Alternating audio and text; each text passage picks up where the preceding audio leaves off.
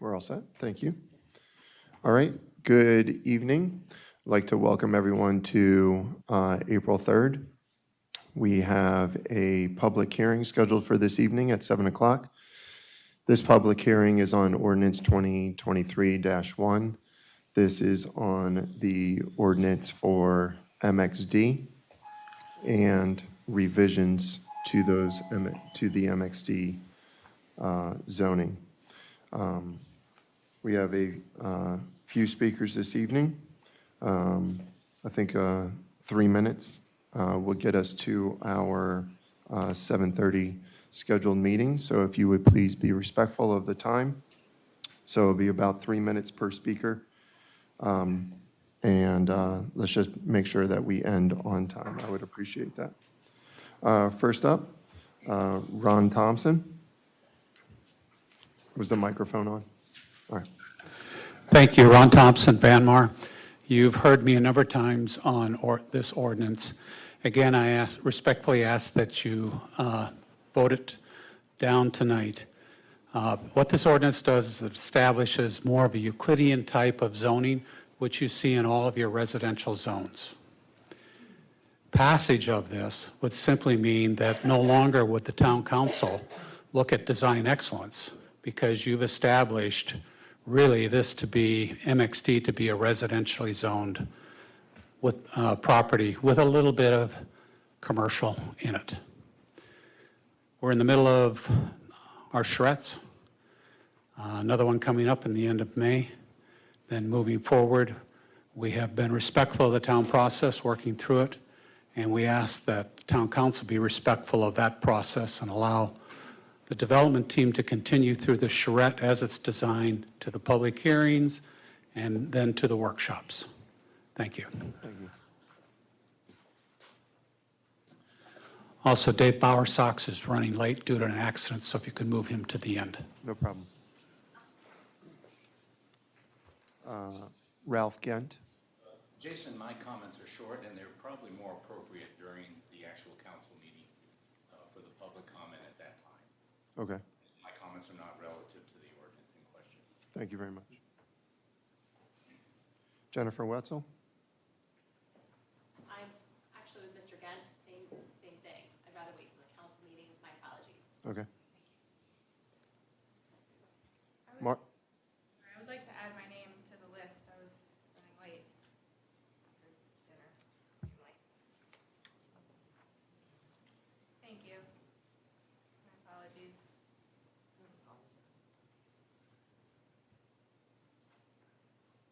Nicole, what's your address? 405 Wendy Knoll.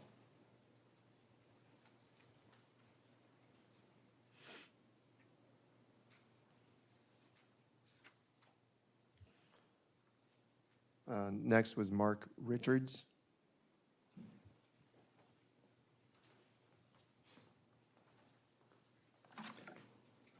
Mark Richards, 1002 North Main Street, Mount Airy. With regards to 2023-1, this is the first glimmer of hope that I have seen throughout this whole process. I think that the first charrette that was held at the activities building, the citizens spoke almost unanimously against some of the development that was being considered. I was one of those people. Why I think 25% is a little bit low. It's a glimmer of hope. I think that we can probably work with that. What I didn't like was to see some of the maps, some of the drawings that had been presented by the developers before. It was extremely over the top with regards to parking, with regards to quality of life issues, open space. So I think this is starting us down the path that we can maybe do something with. Thank you. Thank you. David Pyatt.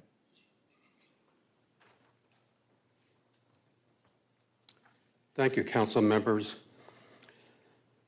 I walk just about every day to get some exercise on my way to the library, and I spend a lot of time in Wildwood Park, and there's a lot of people walking their dogs, and lately people recognize me, I guess, for speaking out on this, but I do get a lot of comments. The people, from my experience, have little faith in our town council's ability to do anything about stopping large development. Some residents are very, very, very angry. Some are quite angry, but almost all are somewhat angry, and we have 9,000 residents. I think the anger range is there. Besides being insensitive to how much density or how many residential units we can allow in a single development, the changes in the APFO ordinance in 2020 allows oversized and unsustainable developments to proceed and eventually overwhelm and potentially choke our aquifers.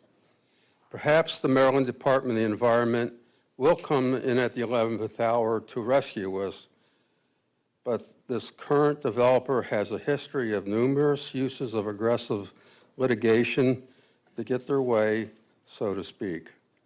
This could either be needless legal costs on the town's part or allowing the development to proceed at the cost of permanent damage to our town's water supply. They don't care. It's only money in the end. By the way, the current situation regarding recent contamination of forever chemicals makes the situation worse than before. And I would like to point out Councilman DeMotor for bringing this issue to light. I think it deserves more focus. People have lost faith in our council, and we are looking forward to a new council on May 2nd. But we have to start immediately to begin to straighten out this mess, and each day we ignore the problem or remain silent makes it harder to correct when the new council is sworn in. Ordinance 2023 is a start, and it should be enacted as soon as possible. More steps are subsequently required. This is a Herculean effort, and many legal reviews and actions will be required to rein the large development in. Thank you. Thank you. Clark Wagner.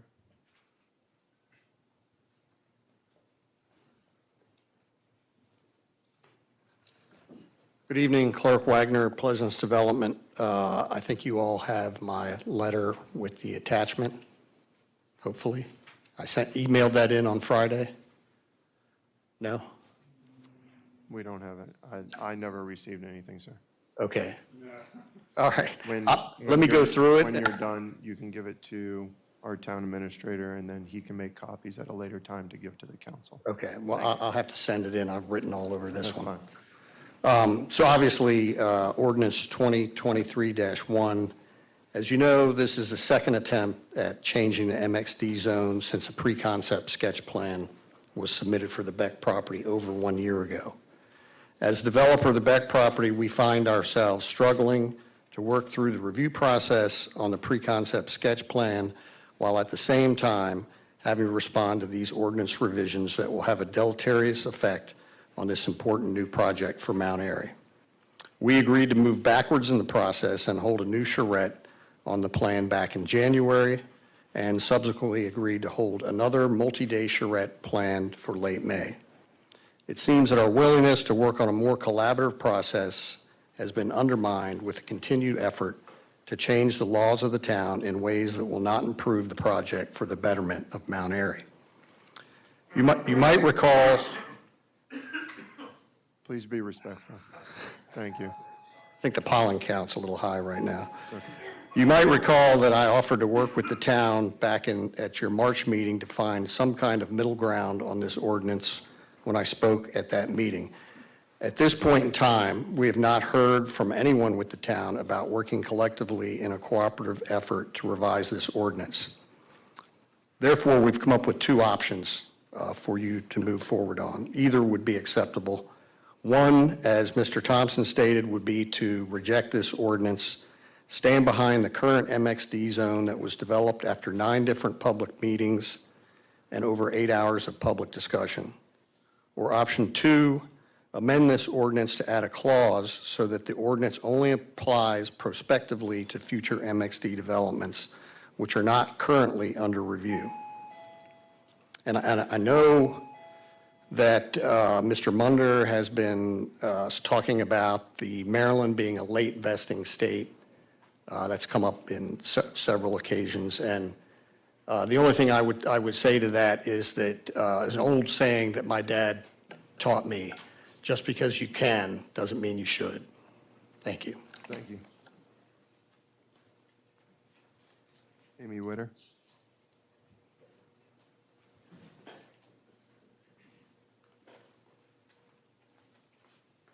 Hi, Amy Witter.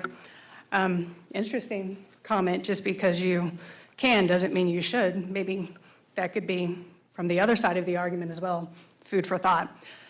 2023-1 I do support, and it's not solely about Beck. Not everything that has to do with MXD is about Beck. It is about current projects and future projects. We're on the path to trying to find our way. We're trying to make it fair. We're trying to make it equitable for the town. But this is for the town. It's not for the developer. Please keep in mind, it's not for them. Thank you. Thank you.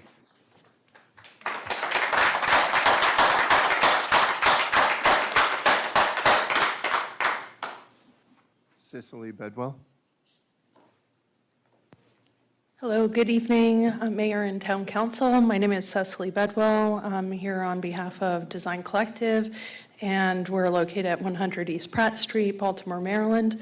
I'm here just to mention I'm certified planner working for the Pleasance development team, and prior to that was working for the town of Mount Airy for the vision plan, in which case we held a charrette in addition to a visioning session that followed all the prescriptions of what a charrette should be. That established back in 2018 to 2019 the vision for the town. That process and that plan was approved by the town and led to the MXD zoning. In that meeting, throughout that public engagement session and process, that was an open to the public process. We had over 90 participants over the course of the charrette, but more during the vision and prior to that process. We interviewed many stakeholders, town leaders, key stakeholders within the town that were identified by the town council. And it was a very open, fluid process, again, that led to a plan that was adopted by the town. If you compare, as I did the night of the meeting that was held out at the fairgrounds, the past plan, the vision plan with a plan proposed on the west portion of the Beck property, from a planning standpoint, I can tell you there's very little deviation, and in fact, the development is not even meeting the threshold of the maximum development. So I think, and in terms of connecting Center Street, the open space and other metrics, they're all in line with that. And so I think, it's easy to come to the table now and talk about how the plan is counterintuitive, but in fact, the town did adopt the plan, and the development team is trying to proceed under the current ordinance. It is a little disconcerting as part of the team to, not just plan for a new charrette, but to counter these ordinances that have come to the table. In my planning career, I haven't really seen that once you submit a plan. I know, again, yes, it appears that you can change the ordinance mid-stride, but it does seem a little counterintuitive that once a plan's submitted, that the rules of the game are changing. We advocated at the charrette for 8% open space in line with many of the MXD places that we have and we've built and executed on within Maryland. that have included open space. And MXD is not the place to include what you would typically find on the outskirts of a town, an edge condition, as we would call it, really within what we called it an extension of the downtown. You should reflect that amount of open space. So 8% open space was recommended, 10% was adopted. To go to more than doubling that seems very counterproductive to the intent of the MXD zoning, which was not to match residential within the town. Can you please wrap up? Yeah, it was to, in our best planning with the town's best interest at hand, was to promote an MXD environment that served the town well. Nicole Moon. Hello, Nicole Moon, 405 Windy Knoll. It's funny, I keep hearing people that don't live here have our best interests at heart. I think the townspeople know this town best. You know this town best. Has anyone seen the Wren Quarter development in Frederick? That is also an MXD Pleasance property. Sorry, I meant to print a bigger picture, but if you look it up, is this what we want for our small town charm? Does it look to be consistent with our town? This is what the current code produces. CAMO fully supports 2023-1 and the changes to the MXD ordinance. The changes and the red line changes are more in line with our other town zoning codes for residential and to maintain the atmosphere and charm of the town. The increase in open space and changing from net to gross allows for more reasonable, less intensive growth and creates more recreational spaces for the residential population moving in. The net developable percentage reduces the density, which is desperately needed to avoid overwhelming the APFO. The setbacks are more aligned with our current residential setbacks for townhomes and keeps the town on a universal front and alignment. Furthermore, the Planning Commission gave this ordinance a favorable recommendation. Yes, due to a tie and 2 abstained votes, but they couldn't even come up with a decent answer as to why they didn't recommend it. I sat through that entire meeting. It went on till almost 11 p.m. There was no good reason to say no to these changes except they were all tired and couldn't understand it fully. Regardless of what the developer of the Beck property may think, these changes are not specific for just that property and are also for all current and future uses for MXD. It's imperative that we see these imperfections and change them before the projects move forward. As Councilmember Munder and the town attorney stated, the law of vesting protects the town from litigation. We are allowed to modify our zoning ordinances to keep Mount Airy's best interests at heart. There are many plans submitted at all times. I mean, you guys go through them every month. So to say we can't change a zoning after a plan's submitted doesn't make any sense because there are plenty of plans that are being submitted as we speak for different zones.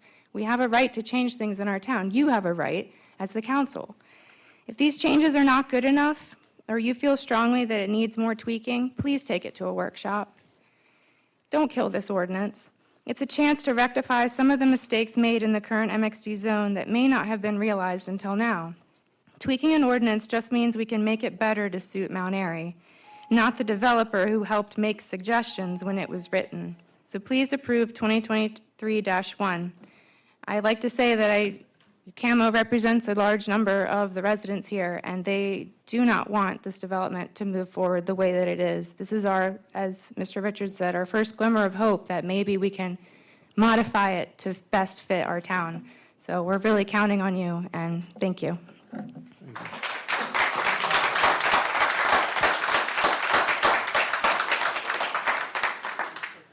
David Bowersox.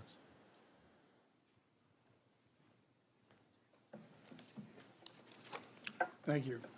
Good evening. Good evening. Sir, it's 3 minutes, just so you know. Right, thank you. I'm David Bowersox. I'm here tonight on behalf of the Beck family.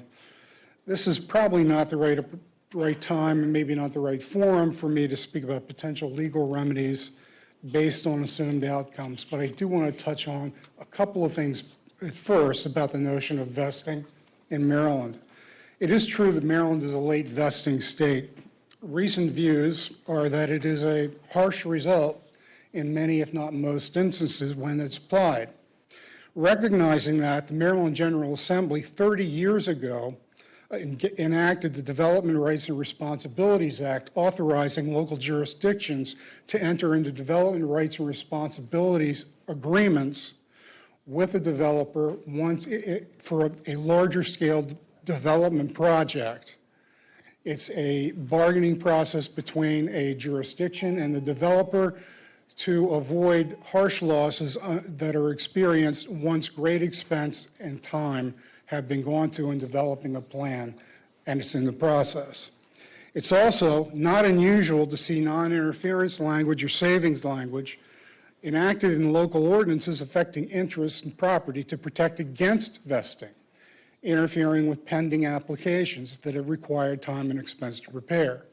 Now, I was just told, we submitted a proposal Friday that included a savings clause or a non-interference clause at the end for your consideration.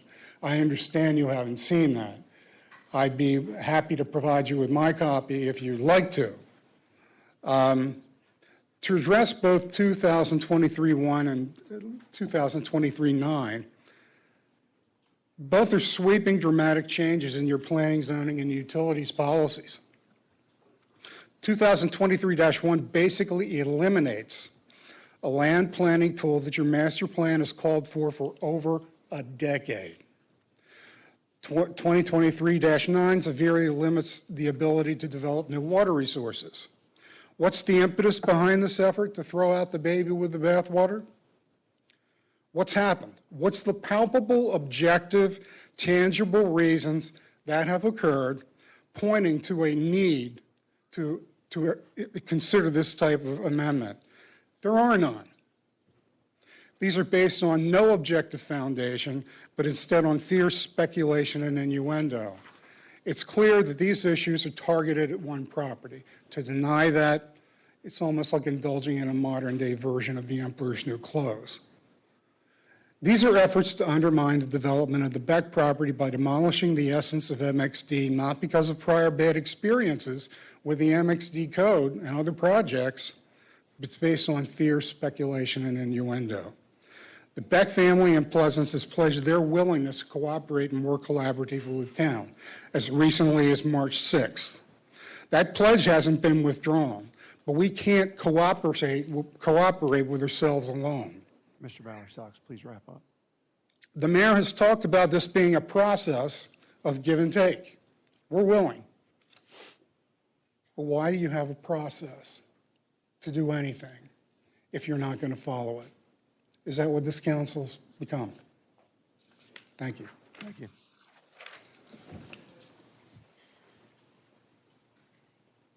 All right, at this time, I will go ahead and close this public hearing on ordinance 2023-1. Yeah, we had a couple of people come in late. Right. So can you make a couple more comments? How many people? 2 minutes.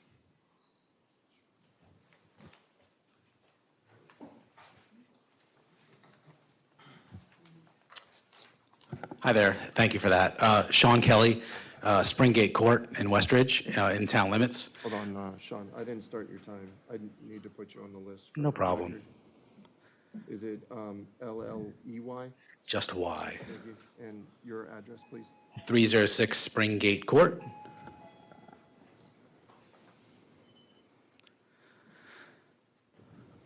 All right, sir, 2 minutes. Thank you again. Sorry, I just walked in. Just real quick, I just want to call out, I'm compelled to call out when people try to play both sides. So you can't have it both ways. If MXD wasn't written specifically for Beck, how can an ordinance change be targeted at Beck? So, simple decision tree, right? If MXD was written specifically for Beck, it should be thrown out, unconstitutional, get rid of it, put a motion down tonight. If it was not written specifically for Beck, it's not targeted at Beck, and you can do what you need to do to make sure it's correct going forward from now. Thank you. Thank you.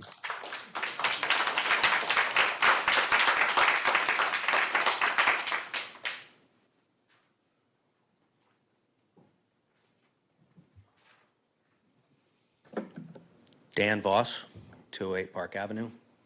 VOSS? Correct, VOSS. I haven't started your time, just relax 1 second. And your address, please? 208 Park Avenue. 2 minutes, sir. Thank you. You four, I have no idea why you think you have the audacity to come up and talk to us like this. You, sir, must be getting paid very well. Clark, we should remove your Mount Airy card. I don't have any idea why you think you represent or understand us whatsoever. Everything that came out of your mouth, Cecily, I don't understand how you could present the things in Frederick or the ones in, Damascus, some of the other properties that you've talked about. It's absolutely abhorrent to me that you guys can think that you're representing any of us, all right? I am absolutely, my voice is wavering, and it's because I'm so adamant about how much we dislike what you guys are putting forward. Everybody here and everybody at the last event. It's not a charrette, it's a charade. I leaned into the mic, so that's recorded. It's a charade. You guys have not asked us what we really want. I know you're looking at your watch. I also, sir, watch you mouth every single one of the words of her speech. Did you write it? It was very impressive that you were able to mouth everything that was coming out of it. Yeah. It's absolutely unreal. You guys, please, Mr. Mayor. 1 second. It's comments for the council, so. All right, so those are all, does it matter who I look at while I'm giving you guys those? Because I want to let these four people know that we're not interested in what you're selling. All of this stuff. I think they get that. Okay, I appreciate it. So how much more time do I have? 10 seconds. All right, thank you. I would really appreciate if the town council would understand that we're not pleased with what's going on. All right, thank you.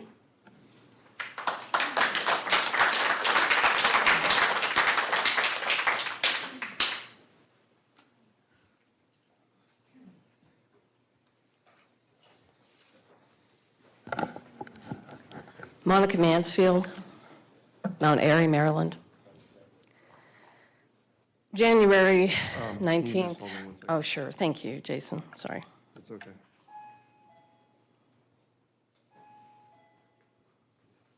All right, 2 minutes, ma'am. Okay, thank you, Jason. So the 119 meeting was not a charrette. We all know that. It didn't have anything like what they are now proposing and calling a charrette. And I want to point out that I really appreciate your eye contact. I noticed that you've been doing that for everybody. So I just want to say thank you, Jason, and Mayor, and Dometer, and all of you who are looking up. We appreciate that. But we also understand some of you are taking notes, and we appreciate that, too. So anyway, so 119 was not a charrette, and I think everybody knows that. The ordinance that is now under scrutiny, I'm going to back up. You have to choose who you're going to trust. And I don't blame these people. You know, they're like hungry wolves, and they're going after the meat that they see out there with no regard for the prey or for its, well-being. And that's what wolves do. But the onus and the culpability is on you.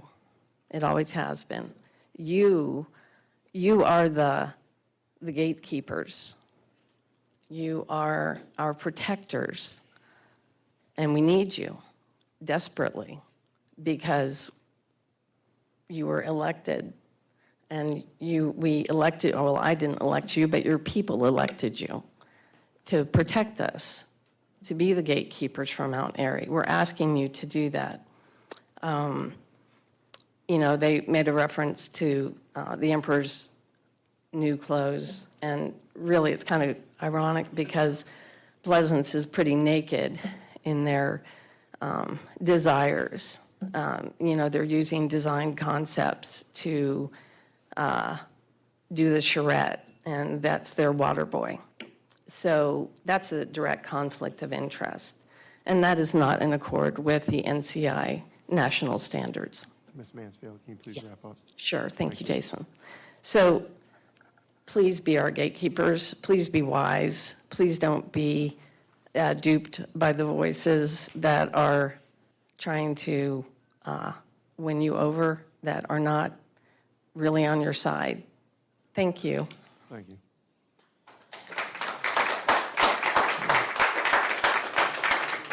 All right.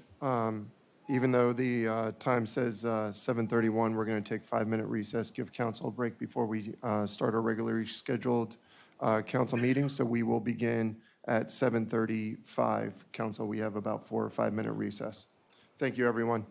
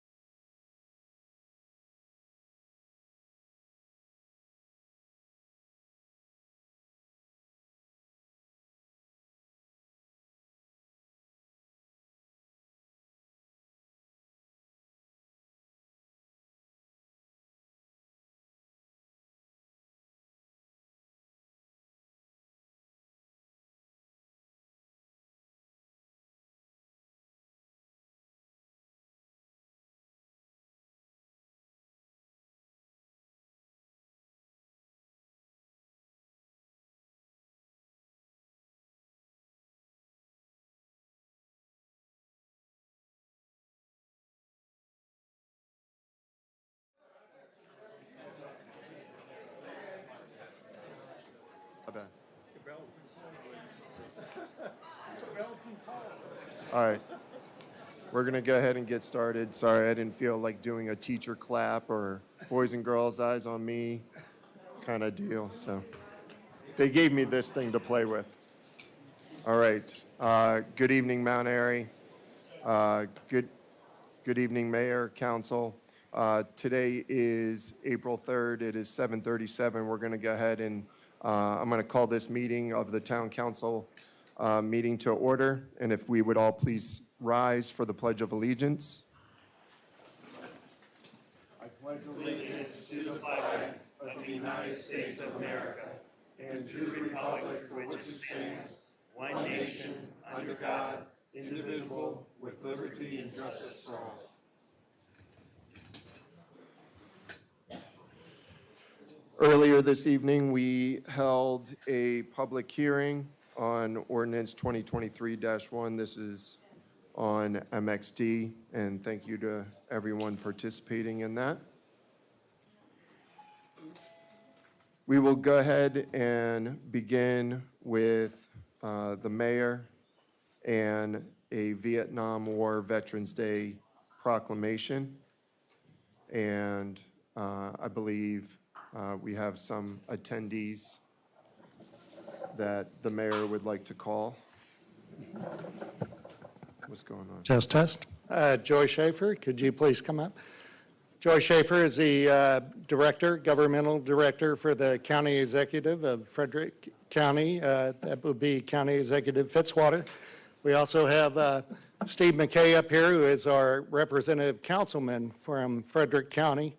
Unfortunately, Carroll County was not able to make it this evening, but what we have received is 3 proclamations toward the Vietnam Veterans Day that occurred just last week on March 30th. And I'm going to read the governor's citation or parts of it, and then either Joy or Steve are going to read Frederick County's to establish a proclamation. Then we'll have the council come up and we'll take a picture and we'll be on our way. So just one sec.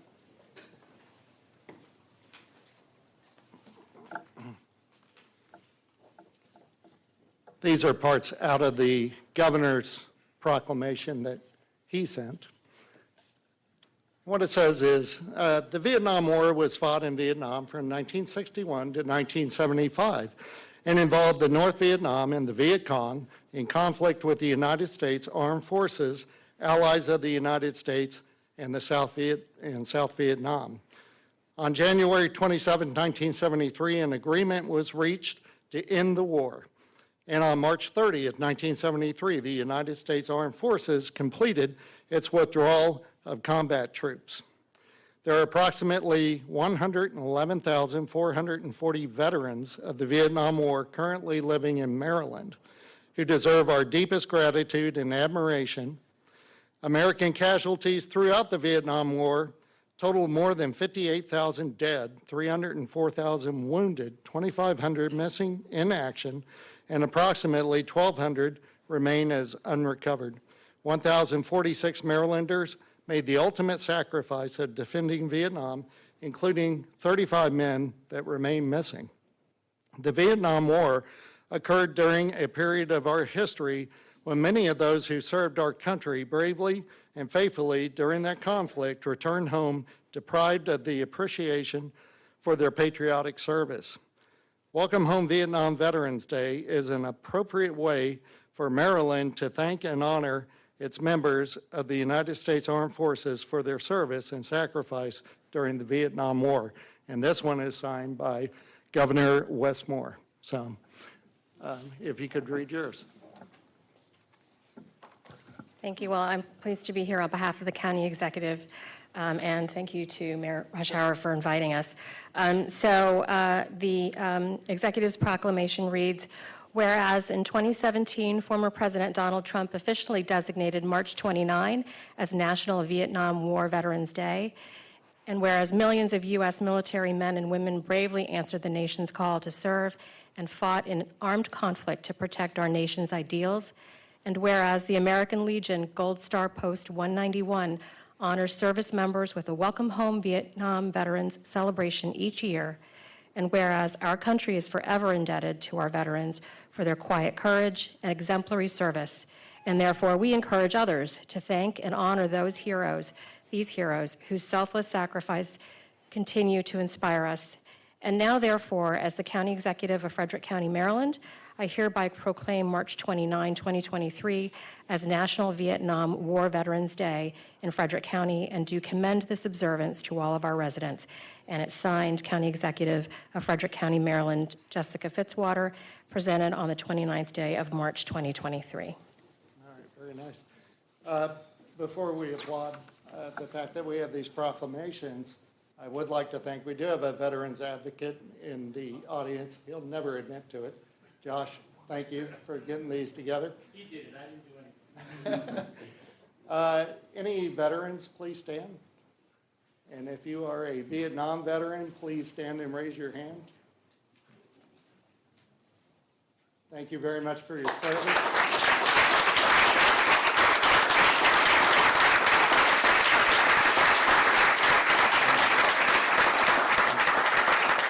I'll hold this. Council, would you like to come around, please? Who's our resident photographer today? You think, David, are you qualified?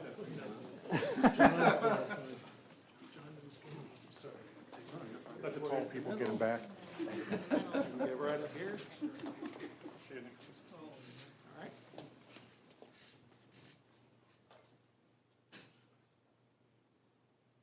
I'd like to add, I will send this off to the Maryland Department of Veteran Affairs, as I did Wednesday. Denise always said she would publish it. You know Denise. All right. Hopefully it'll be for some. Thank you so much. Thank you.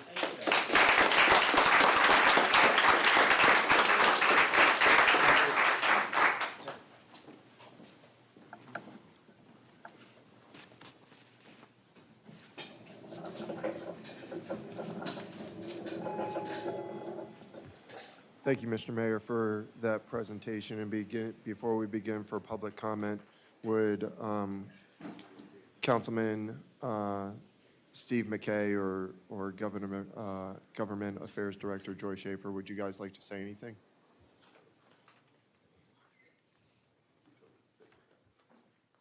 Thank you.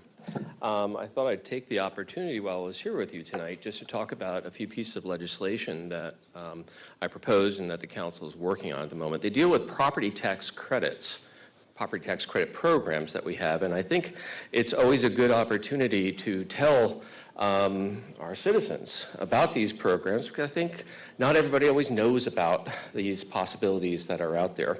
And I'll also talk about, what I've been trying to do to improve them. And I'll try to be as brief as possible.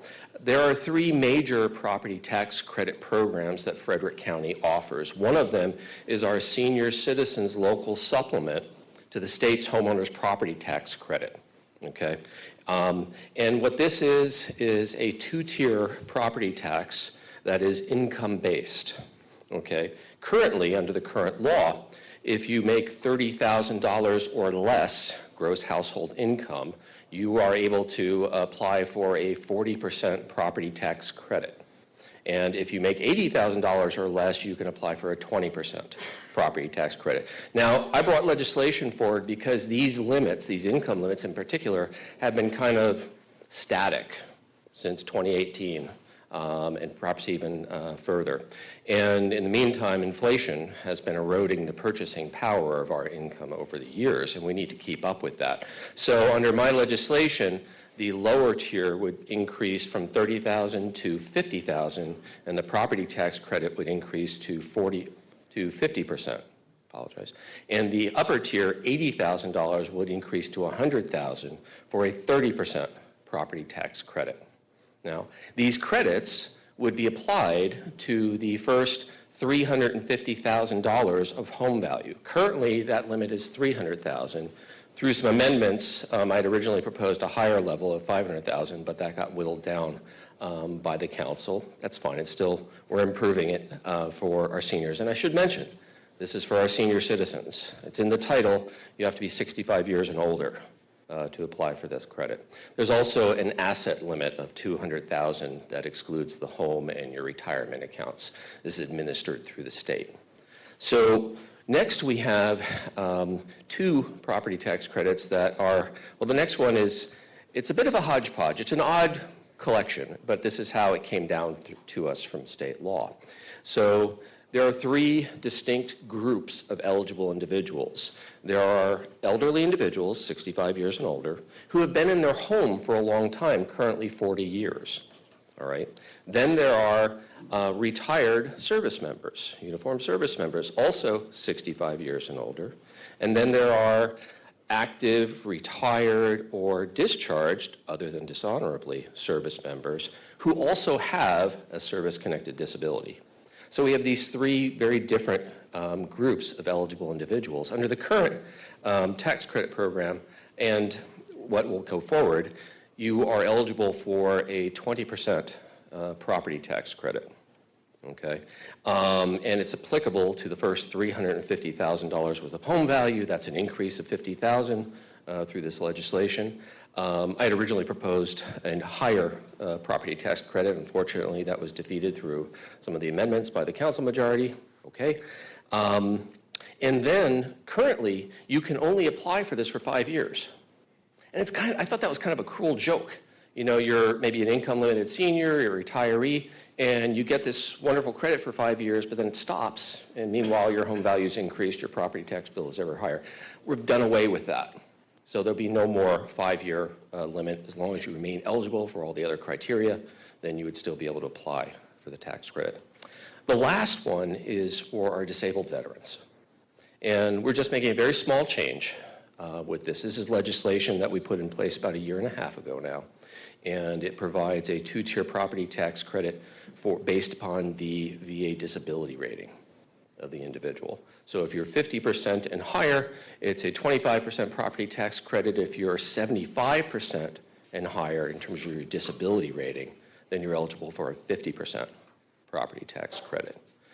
Veterans who are 100% disabled are, of course, the property taxes, they're exempted from the property tax by state law. And so we're just making a very simple change to this law. And it's one I will own up to. I think it was a mistake when I wrote this particular feature into the legislation 1.5 years ago, because for the surviving spouse of a disabled veteran, under the current law, this credit is limited for 5 years. This bill has already taken that away. This bill has already passed. We're working through the first 2 bills, but this one's already been passed. And because we shouldn't limit it for 5 years. That spouse, particularly that spouse of a disabled veteran, deserves that from us. Deserves a lot more. We can only give them this. So that's been done, that's been passed. So I just wanted to make everybody aware of these tax credit programs. The Frederick County Treasury Department is there to answer anyone's questions in working through which credit is best for me. They're going to walk you all through that. There's also, if your income is less than $60,000, you can take advantage of the state's homeowners property tax credit, and you can do that in addition to these county tax credit programs. So they'll walk you through all of that, and they're just very knowledgeable, very helpful. So thank you for giving me the opportunity to describe that. Thank you. Questions? Okay. Just one question. What agency did you mention that the people in Frederick County can contact? The Treasury Department. Oh, Frederick County. Okay. Yes, yes. Thank you. Thank you. Thank you, Councilmember.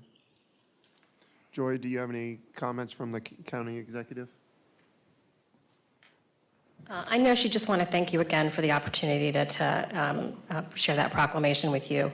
And also just to remind you all that her budget is going to be announced on April 14th, which is next week.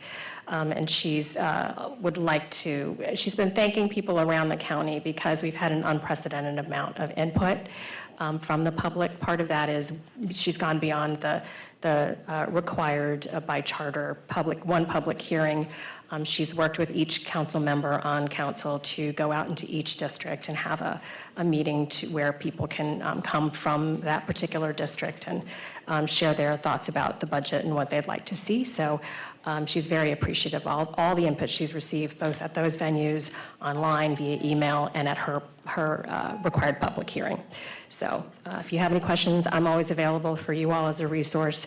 And if you'd like the number for the Treasury Department and some information on the webpage, I'm happy to send that to Mayor Hushhour. Thank you, Joy. Appreciate it. And thank you, Councilman and Joy, for attending this evening. I appreciate that. Following our agenda, we'll go ahead and move into public comment. This is an opportunity for the public to address the council on anything on the agenda this evening. I would like to allow everyone an opportunity to speak this evening. And so roughly around 2 minutes, if we can be respectful of that, I would greatly appreciate it. Just state your name for the record. If you want to come up and address the council, you guys can start forming a line there, and we'll go ahead and get started.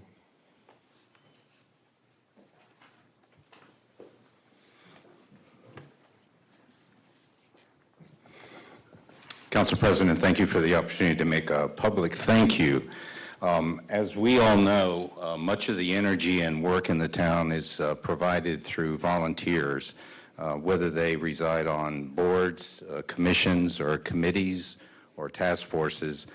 They all throw a shoulder into the work that needs to be done by the town to make it the town that it is today.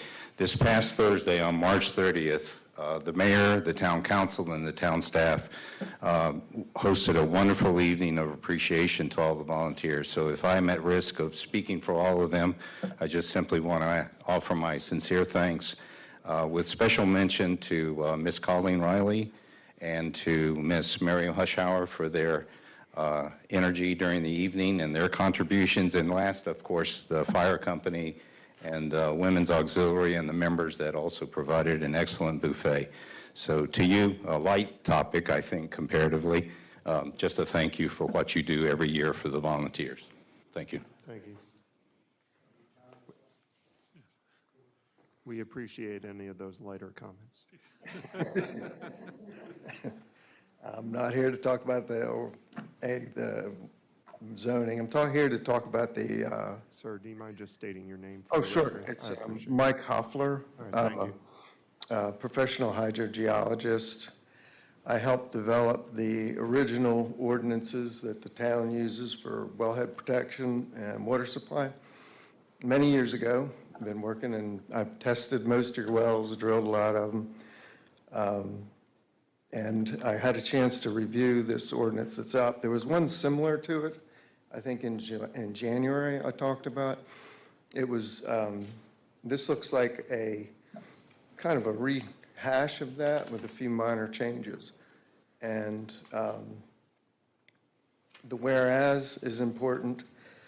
Whereas the town council is charged with ensuring an adequate supply of water that is safe to drink for daily activities by its residences and businesses.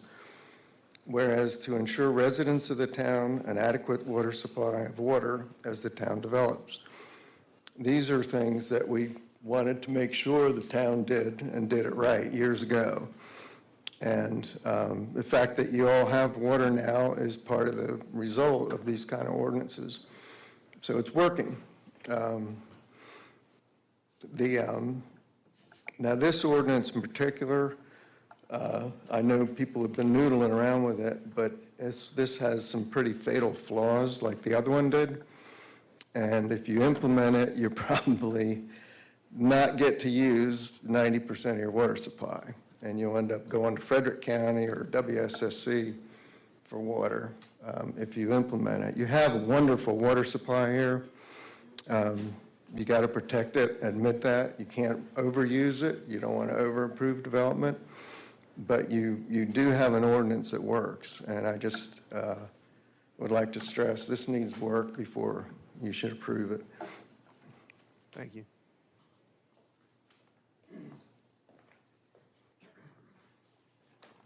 Mike, excuse me, Mike Eco.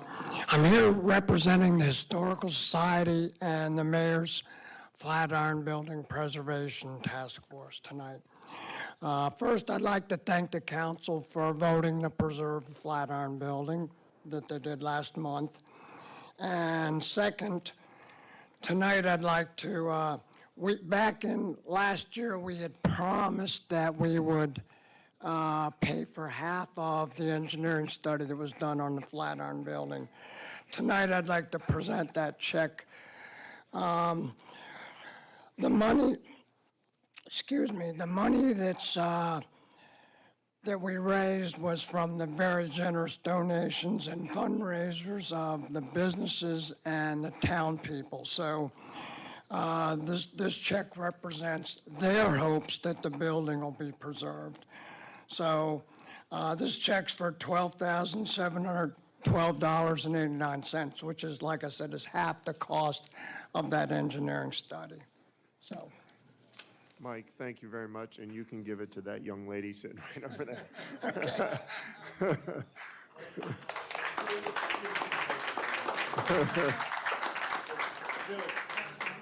Quick photo op with the liaison, if you don't mind.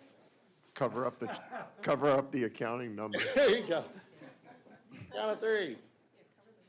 1, 2, 3. Thanks. Got it. I think I said that, but. I'll eliminate that one. 1, 2, 3. Gotcha.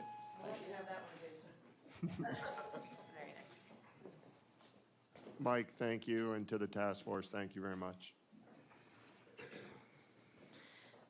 Hi, good evening. My name is Jennifer Weitzel, 608 Old Vintage Run. I took some time to review the school section of the developer's APFO screening report, and I have concerns about the reality of our available school capacity versus the rosy picture that the developer is painting. First, the report stated that Carroll County Public Schools is noticing a trend of declining public school enrollment and that the annual population from the BEC development is manageable and will be essential to keeping the Mount Airy schools open and local. That without new residential units, the school-age population will decrease in Mount Airy and schools will either be subject to closure or redistricting. This is a false and expired narrative. So what is the reality? According to the Maryland Department of Planning, Carroll County is projected to have the third highest school enrollment increase in the state over the next 10 years, specifically at 8.3%. Carroll County's public schools themselves projections concur and demonstrate increasing or stable enrollment over the next decade in Mount Airy. In addition, if we look at the current actual enrollment at our schools here, we can see that 3 out of 4 of them outperform their projected enrollment. PARS has 8 more students than they expected. Mount Airy Elementary has 35 more, and the middle school has 27 more. Only South Carroll High School has less students than were projected. Also, the developer's report ascertains that we have plenty of available capacity in our schools to support this high-density development, but the report only uses state-rated capacity to assess the room that may or may not exist in the schools. State-rated capacity calculations can be misleading because they only tell us how many desks can fit into a classroom, but that's not how schools operate. A better, more relevant metric to consider so that we do not overcrowd our schools would be functional capacity. If we look at Mount Airy Middle as an example, their current available capacity using state-rated calculations shows they have 142 open seats or that they are 84% full, whereas their functional capacity shows there are only 42 open seats or they are 95% full. Also notable, according to the most current CCPS documents, Mount Airy Middle has 50 academic classes with over 30 kids, which is the most in the county today. That's almost a third of the classes.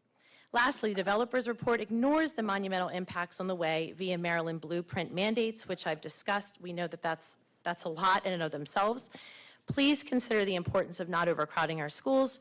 We have to question the accuracy of the information in the developer's APFO screening report. We have to challenge the information. We have to limit the amount of high-density units and prevent overdevelopment. Council members, also please support Ordinance 2023-1. Thank you for your time.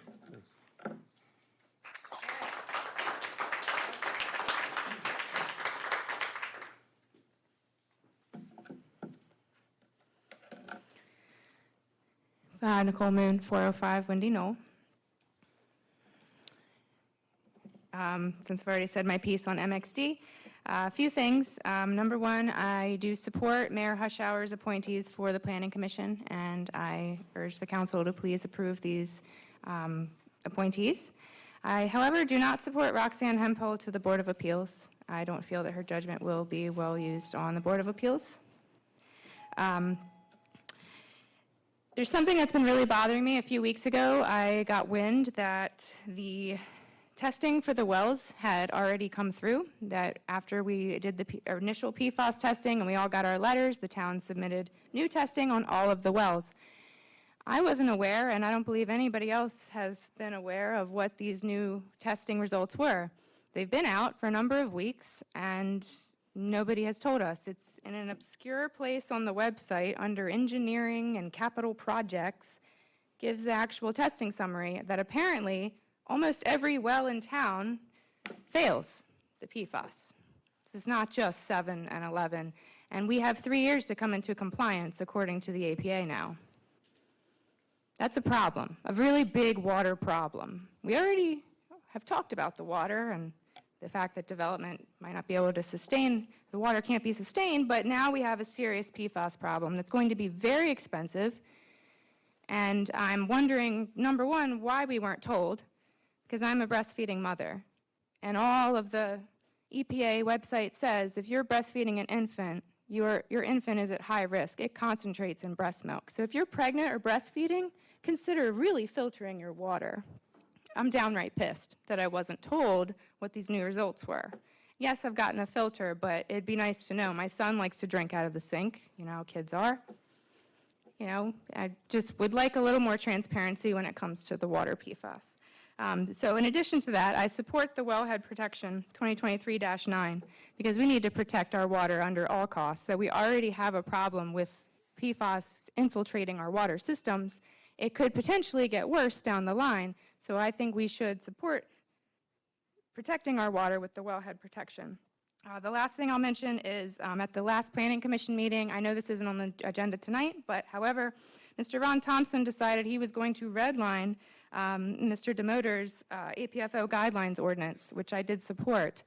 I don't know why that is ever acceptable that a person who works for the developer is allowed to redline the ordinance in our town. That is unacceptable. That shouldn't even be read. That shouldn't even be looked at. You redline things. The Planning Commission approves or disapproves things. That is your job. That is not his job. It should be torn up and say, I'm sorry, sir, that you are out of line. So I support the APFO guidelines. I think that it would be very beneficial to help the Planning Commission. If it needs some work, workshop it. If it needs some work, tweak it. But he does not have a right to have a say in our ordinances. Thank you.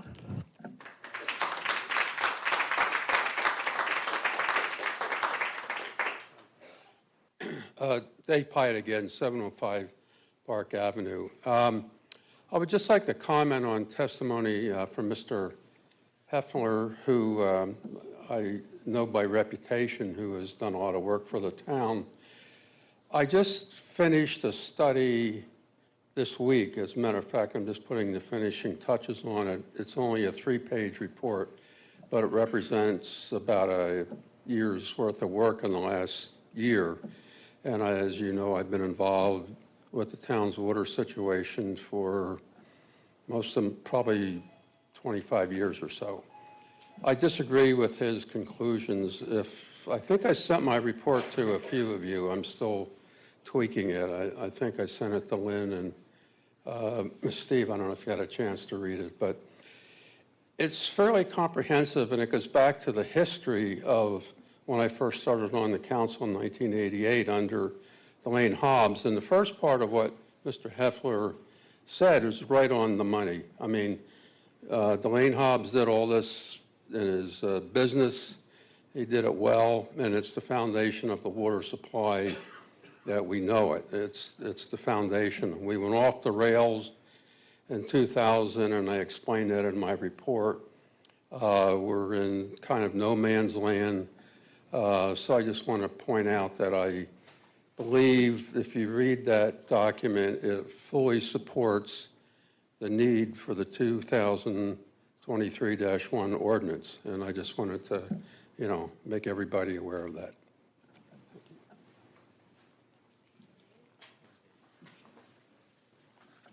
Hi, Amy Witter again.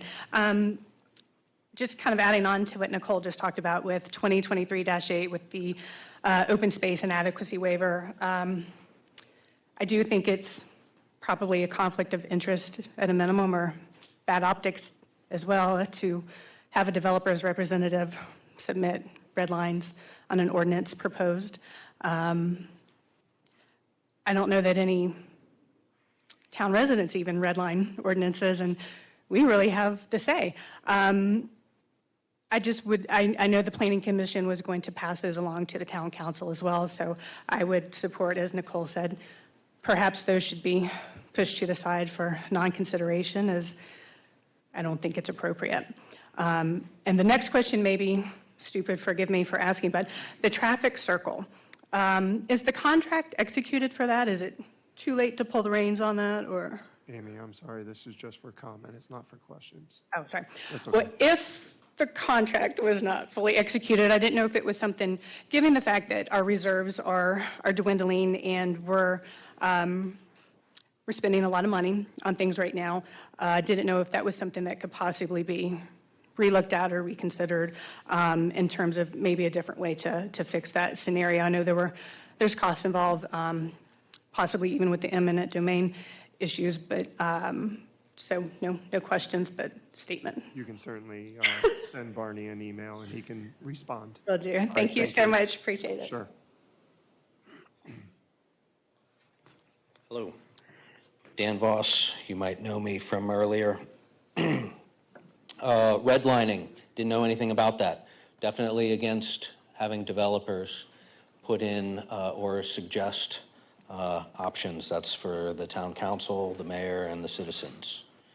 I am reading as quick as I can. I believe it's ordinance 2023-12. I sold armored vehicles to the federal government, $143,000 for 2 police vehicles. That is excessive. Are those vehicles armored? I mean, I have no idea. And then you're going to add, what is it, $13,000? That seems, I feel like you could shop around a little bit.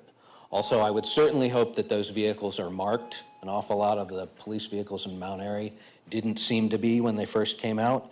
Maybe that was because they had a shortage of paint, but I think any vehicle in Mount Airy by the police department should have the appropriate markings. The water testing, a little disappointed to hear that we didn't know more about the water testing until we just heard it spoken about. And then finally, the Flatiron building. I can't tell you how impressed and excited I am that we get to keep the Flatiron building. That means a lot to a lot of people here in the town. The fact that you guys all have accepted that. I also think that some of the people sitting in the front row should recognize that when people in this town put their minds to something, that we get it approved and worked out. Thank you.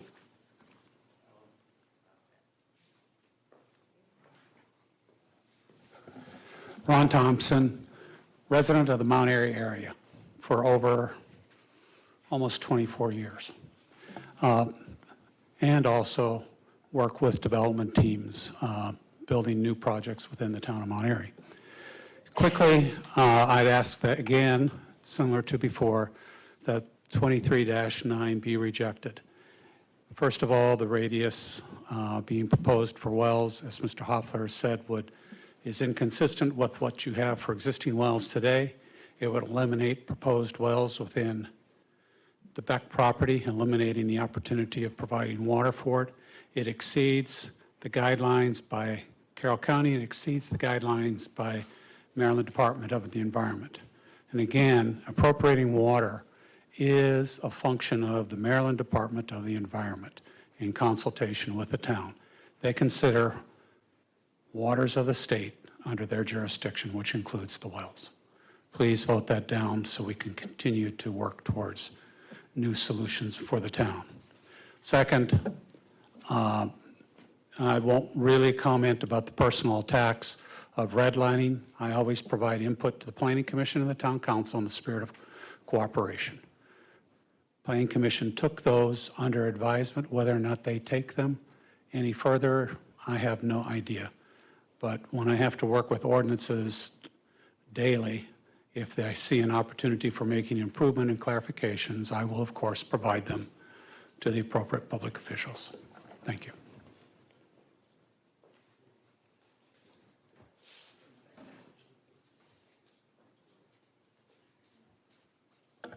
Clark Wagner, Pleasance Development. I'm passing around my comments in case I don't get through them all. I thought it was interesting or important, I guess I should say, that the two words fairness, and respect should be considered when we're talking about these two ordinances on the agenda tonight. I heard at a prior meeting that the town does not owe the Beck family anything, and I strongly disagree with that. So let me talk a little bit about the history of community service that the Beck family has provided to Mount Airy. Herman S. Beck Sr., who purchased the Beck property in 1947, was awarded the Purple Heart for being wounded in World War I. He was the first fire chief of Mount Airy, a position he held for 27 years. He was a member of the Mount Airy Hall of Fame, the American Legion, the VFW, and the Mount Airy Rod and Gun Club, and a life member of the Messiah Lutheran Church.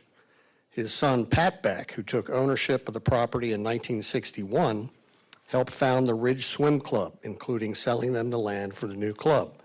The land for Route 27 bypass came from the Beck property, as well as the LDS Church, the Farmview subdivision, the Mount Airy bowling lanes, the Marine Installers property, the medical center site, and the property for the town's water tower. Pat graduated from Mount Airy High School in 1941, served in the U.S. Army, World War II, both in the Asian and European theaters. He was a member of the Mount Airy American Legion, VFW, Army Reserves.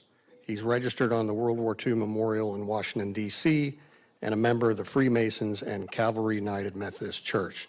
His wife, Louise, was a member of the Ladies Auxiliary for both the American Legion and VFW, also a member of the Garden Club, and probably most importantly, she was a den mother for Cub Scout Pack 460.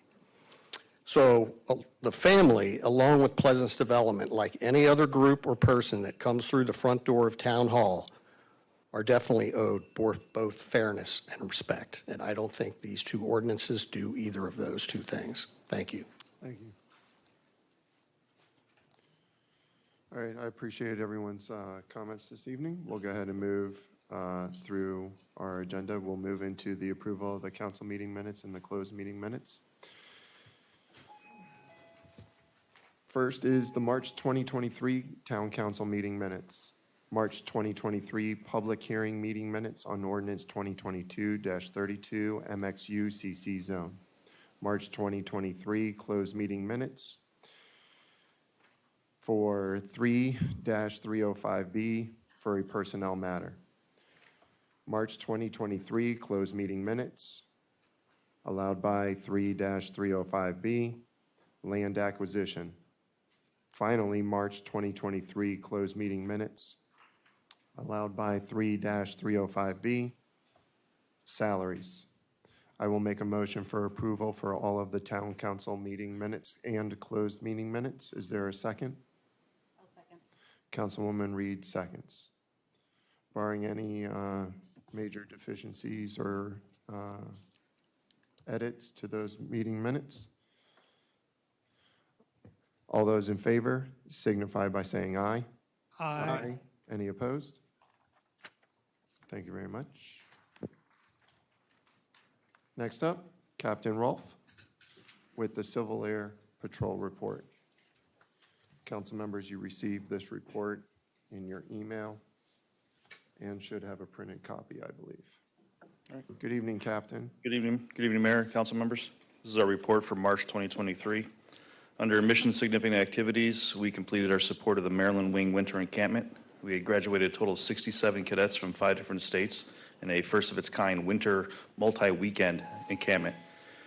A total of 15 of our own squadron members directly supported or participated in this event, which accounts for about 40% of our squadron alone. Additionally, we also completed our annual support to the Air National Guard by providing additional manpower to the Warfield Air National Guard Base dining facility, which is part of our annual duties that we perform as part of the state. Under community support, we accompanied the mayor and several of the council members, as well as other emergency services personnel, in a briefing and tour of the local Willard fertilizer plant. The event provided us with deeper insight into the safety practices and mitigated risks that are associated with the operations, and we anticipate some additional support in the coming months as far as exercise planning and other potential ways that we can support how the town interacts with that organization. Under qualifications and achievement, we have one member that's entered the training pipeline for ground team leader, which will enhance our overall ground team capabilities. The squadron also led a group level, which is about 10 squadrons around the western half of the state, skills-based training focused on the land navigation and map reading skills associated with our ground team operations and other emergency services activities. We had members from 5 different units that participated in that as well. 2 of our cadets completed their first orientation flight. Of note, both of these flights were the first ones actually performed by our own organic pilot as part of the squadron. So I've briefed before that we have a new pilot in the squadron that can provide these flights. And I'll openly say for the public record, this is actually open to educators as well. Sorry, I'm looking at you. That's what I want to talk to you about at one point. But what are you doing? 3 kids. Oh, well, that wins. But with this capability organic to the squadron, we can actually provide a little more flight support opportunities as well. Nothing to report in our membership growth, unfortunately, this month. Our ground team remains fully operational and mission ready.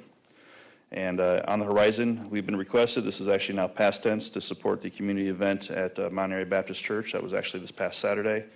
And we'll be doing an information briefing to the local chapter of the Daughters of the American Revolution mid-month. And finally, we have another search and rescue exercise being planned at the state level coming up in early May. Pending your questions, this is my brief for the month. Any questions for the captain? I just want to make a comment. I believe you're also providing support at the April 15th teen driving event.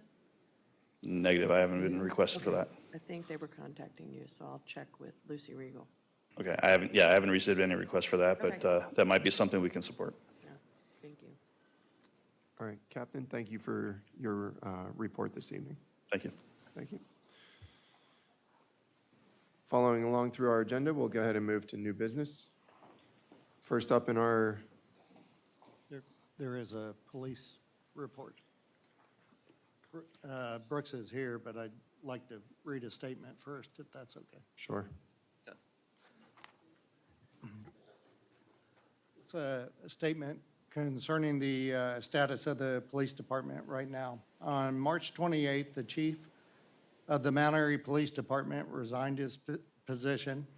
He left in good standing, and we wish him well in his future endeavors. In the interim, the 2 corporals will divide the duties of the chief and maintain the integrity of the department. The scheduling of officers is being maintained through overtime. An advertisement currently exists soliciting for lateral officers from other municipal departments and counties. The town council and I have provided pay incentives to make Mount Airy not only competitive, but also attractive for officers looking to transition to a great municipal police department. Tomorrow, residents will see an advertisement for a new MAPD police chief, and shortly after, the citizens will see an advertisement for a new lieutenant as well. The code enforcer has been brought on to a full-time position to better serve the response within our community, answering phones and doing things down in the police station. In the interim, please recognize our officers when you see them for their dedication to our community. If you ever thought of buying an officer lunch or a cup of coffee, now would be a great time to do so. And if Officer Brooks is, there you are, if he could just come up and let us know what's going on down at the police department right now. I'll turn this off real quick. Good evening. During this unexpected time that we're currently experiencing the police department, we as a group, when I speak for, I say we, I speak for all the guys, we really appreciate your all support. Corporal Ginevra and myself have made it primary goal number 1 to, like the mayor said, maintain the integrity of the department until the new police chief is chosen. Mike and I have worked very well together since the inception of this department in 2017. We've worked together since then. We support each other's strengths and vice versa, our weaknesses. I encourage anyone, council, mayor, citizens, to contact myself or Corporal Ginevra if you have any concerns. Like Mr. Hushauer said, we are currently experiencing a hemorrhage of manpower, and it's not has very little to do with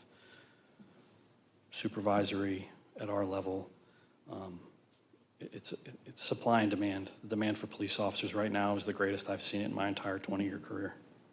And again, without your all support in an attempt to make Mount Airy more attractive, we wouldn't be able to compete with what we're seeing. And anyone can see it online. It's not just us. Anyone can. But we remain committed to serve this town and provide the best service possible. Again, myself and Corporal Ginevra, we're always available. One of us will always be on during the day, hopefully, starting in a week and a half when I rotate out from nights to days. So that's our goal. We had a great meeting with the mayor this morning to iron some things out. We have divided the duties. Two people I'd love to recognize. First is Scott Scarf, who is our codes enforcer. It's fairly safe to say, and the mayor knows I said this earlier today, without Scott, Mike and I would be two blind men wandering around in the dark.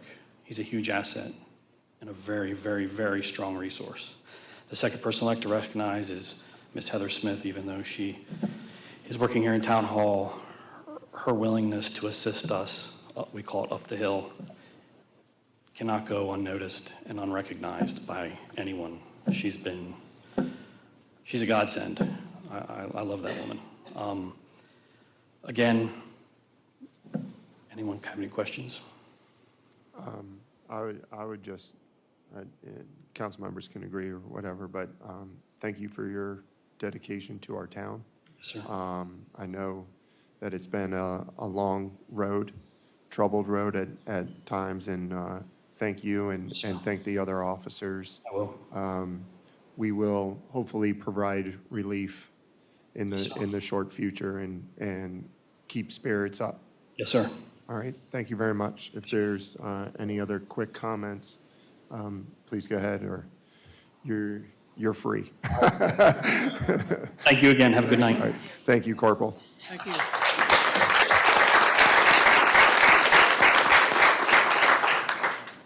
And I'd just quickly echo, if you see the guys out and about, just approach them carefully and give them a thank you.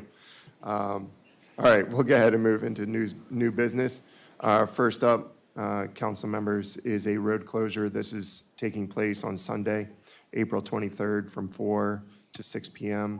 This is for the Cub Scout Cub Mobile Race taking place on Cottonwood Avenue.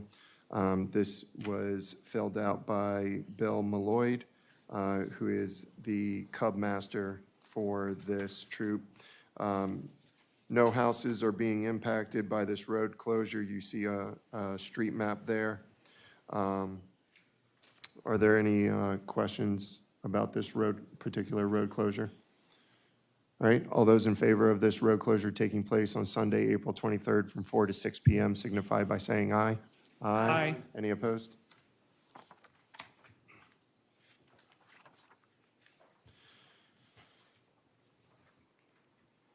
Next up is a road closure for Monday, April 24th from 6 p.m. to 6:30 p.m. for the Boot Scootin' on Main Street. This is hosted by Mount Airy Main Street Association.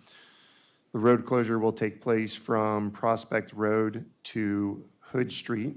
This was submitted by Ashley, who filled out the paperwork. You can see that State Highway was notified.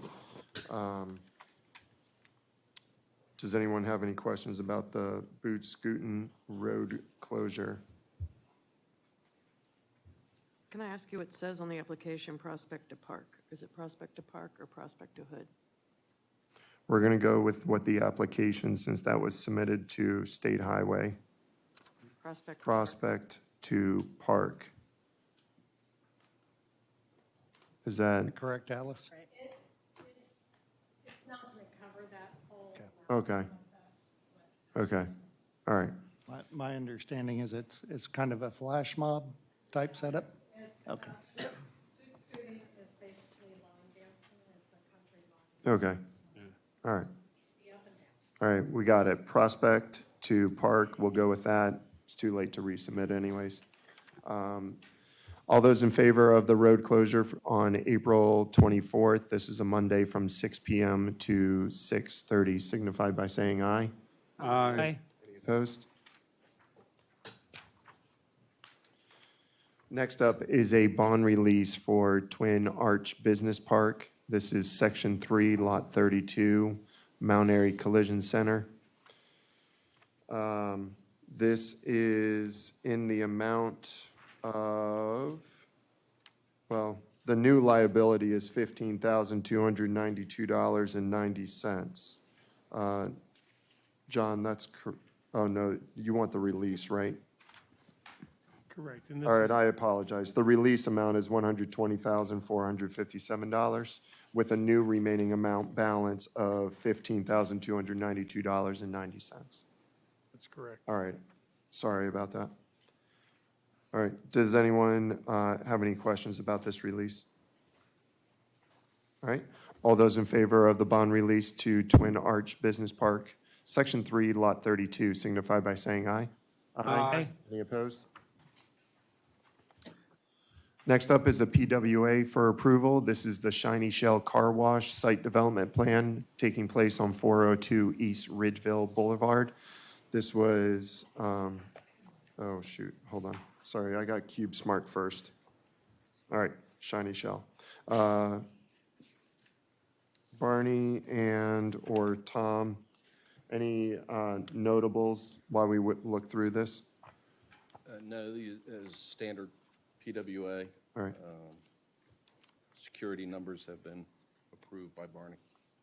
All right, sounds good. Does anyone have any questions for Barney or for Tom? I do have a comment, and that is, so there's language in here that says, you know, work needs to begin within 1 year of approval, something to that effect. And it's just thinking about the traffic circle roundabout. I think we approved that, or the council approved that. I wasn't included in that. But work should start on that soon as well, I believe. And I think we just need to make sure we don't have the projects going on at exactly the same time, because you're likely going to be having people rerouted because of the traffic circle work to go more so down Ridgeville Boulevard. And if you got road improvements for the car wash, that could exacerbate traffic. So I'm assuming you're going to step all that, sequence it all in a way that's best for traffic control. Yeah, for the roundabout, there's always going to be two-way traffic. They're never going to have where they're just flagging for one lane. So the sequence is already set up for the different phases. So traffic will keep moving. Where there's two lanes, sometimes it'll be just one lane. So might slow it down a little bit, but those times might be limited to, you know, when, well, those will be permanent for like, you know, a week or 2 weeks, or, you know, however long that section lasts. Okay. I don't think it'll interfere much, but we'll certainly watch, make sure that one's not, both of them aren't like impeding all traffic. Right. So we'll definitely keep an I'm eye. trying to keep the number of phone calls to town hall at a lower level. Absolutely. Okay. All right, thank you. Good question, Steve. Appreciate it. All those in favor of the PWA for approval for the Shiny Shell Car Wash signify by saying aye. Aye. Any opposed?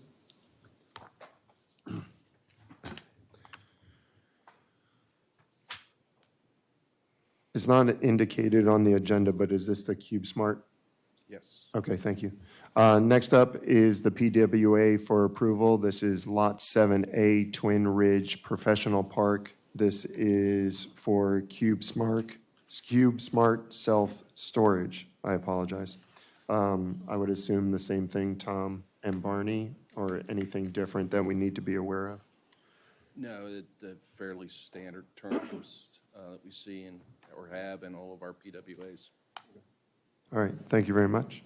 Any questions for Barney or for Tom about this Lot 7A PWA? I might have a question here. Tom, Barney, or John, maybe you can answer one of these three. During the several meetings the Planning Commission had on the Cube Smart design and plan and things of that nature, there were some changes agreed to upon by the developer regarding, fencing, brick, and other site amenities. Will that be mentioned somewhere in the final site plan of what they have to contend with? Yeah, and Or- that is part of the final site plan approval. Okay. I just want to make sure of that. Thank you. Not included in the public works Normally, yeah, agreement. but Yeah, I yeah. thought maybe it could, it couldn't, but I just wanted to make sure that it is included somewhere. And the PWA makes reference to and requires the build-out in accordance with approved development plans as enumerated in Exhibit A, I believe, Yeah, I think, yeah. and one of which is the final site plan, which will include those changes. All right. All right. Because I know there's been a lot of controversy about what it looks like and how it's going to match and everything else. And so this is legitimately just so that they can begin the first stages of that process and then work with planning to submit those site development plans. So just to keep the residents up to date. All right. All those in favor of the PWA approval for Lot 7A Twin Ridge Professional Park related to the Cube Smart Self-Storage signify by saying aye. Aye. Any opposed?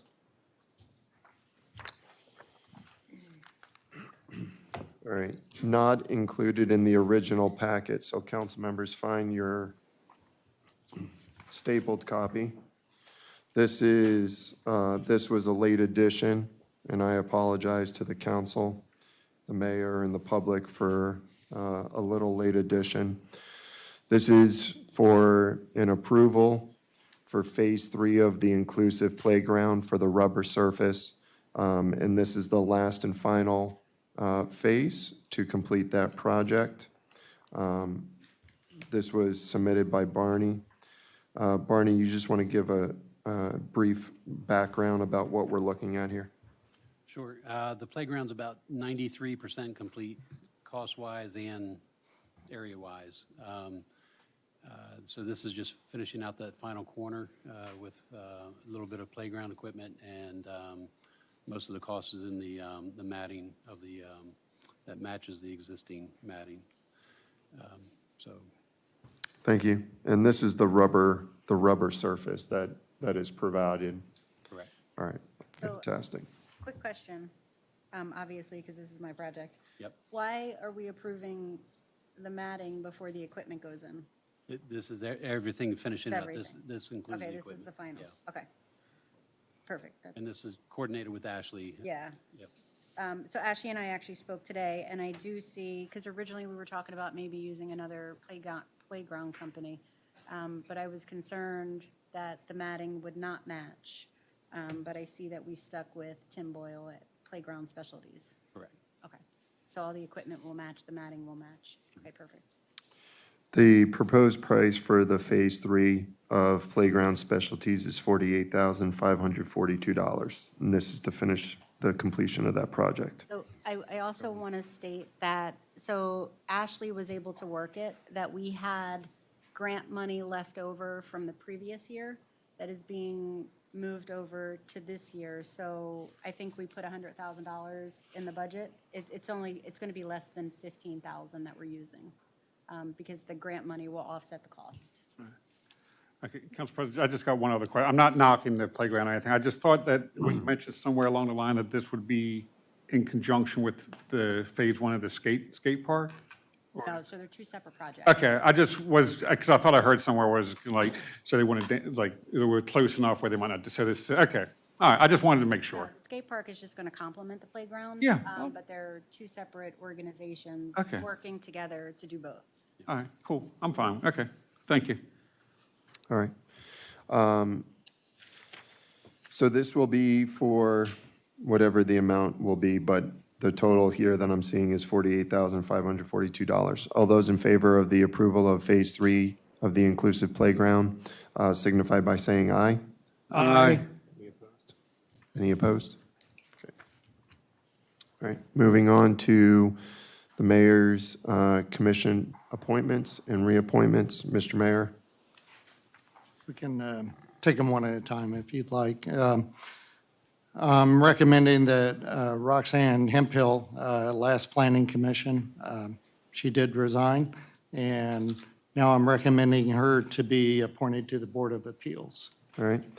All those, we're going to do this one at a time. All those in favor of Roxanne Hemphill being appointed to the Board of Appeals signify by saying aye. Aye. Any opposed?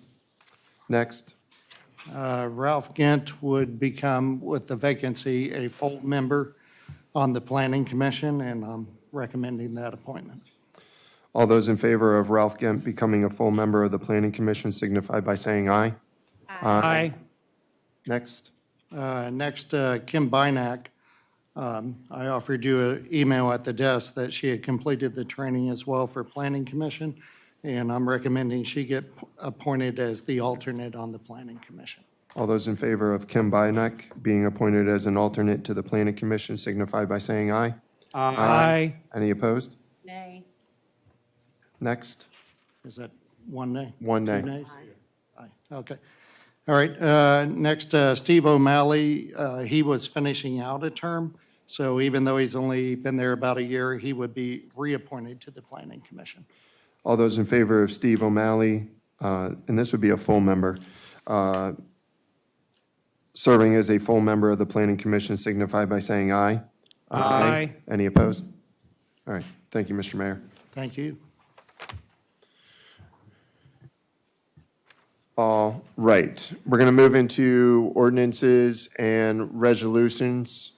You will see first, Charter Amendment Resolution 2021-3. I have written this as a withdrawal. I will make a motion. Is there a second? Second. Councilmember Munder seconds. Just a little bit background before we go to our vote. If you were not following along, we, I don't know, maybe a couple weeks ago held a public workshop session on 2021-3. This is to talk about the duties of the mayor as well as the duties of the town administrator. Although none of those really specific duties were talked about during the workshop session, I still wanted to hold that session simply because all 6 of us were in agreement of the definitions that we came up for the mayor as well as the town administrator, and it defined those positions. Nothing really changed for the mayor. I think we maybe just added a few sentences, but what we don't have in our charter is the definition for the town administrator, and we were able to agree on the definition of the town administrator position. That is as far as we have gotten. And I think if the next council or what have you would like to take that over, I know my term is coming to an end, and with the budget workshops and everything else, I don't think I will have the time to continue with those workshops. So at this point, I am very happy with where the 6 of us have left off, and hopefully it continues, but I will certainly leave that up to the next council to move forward on. Council President, just some additional comment. Go ahead. So I agree with your summary. What I thought we also said was at the workshop that we had agreed on this top-level language, and that was a major breakthrough, I think. And I think what we said was, now that we have that top-level language that we all agree to, the next step would be to identify a set of specific duties, if you will, and responsibilities for the town administrator. And this is my words, it might be 5 to 6 bullets or something like that, that would be enough to provide definition, but would be at the appropriate level of detail that would go into a town charter. So I thought what we said was, we were really going to try and take that next step and see if we could get some of that additional language, working with the mayor and the town administrator, that we could potentially have something to introduce at the May council meeting.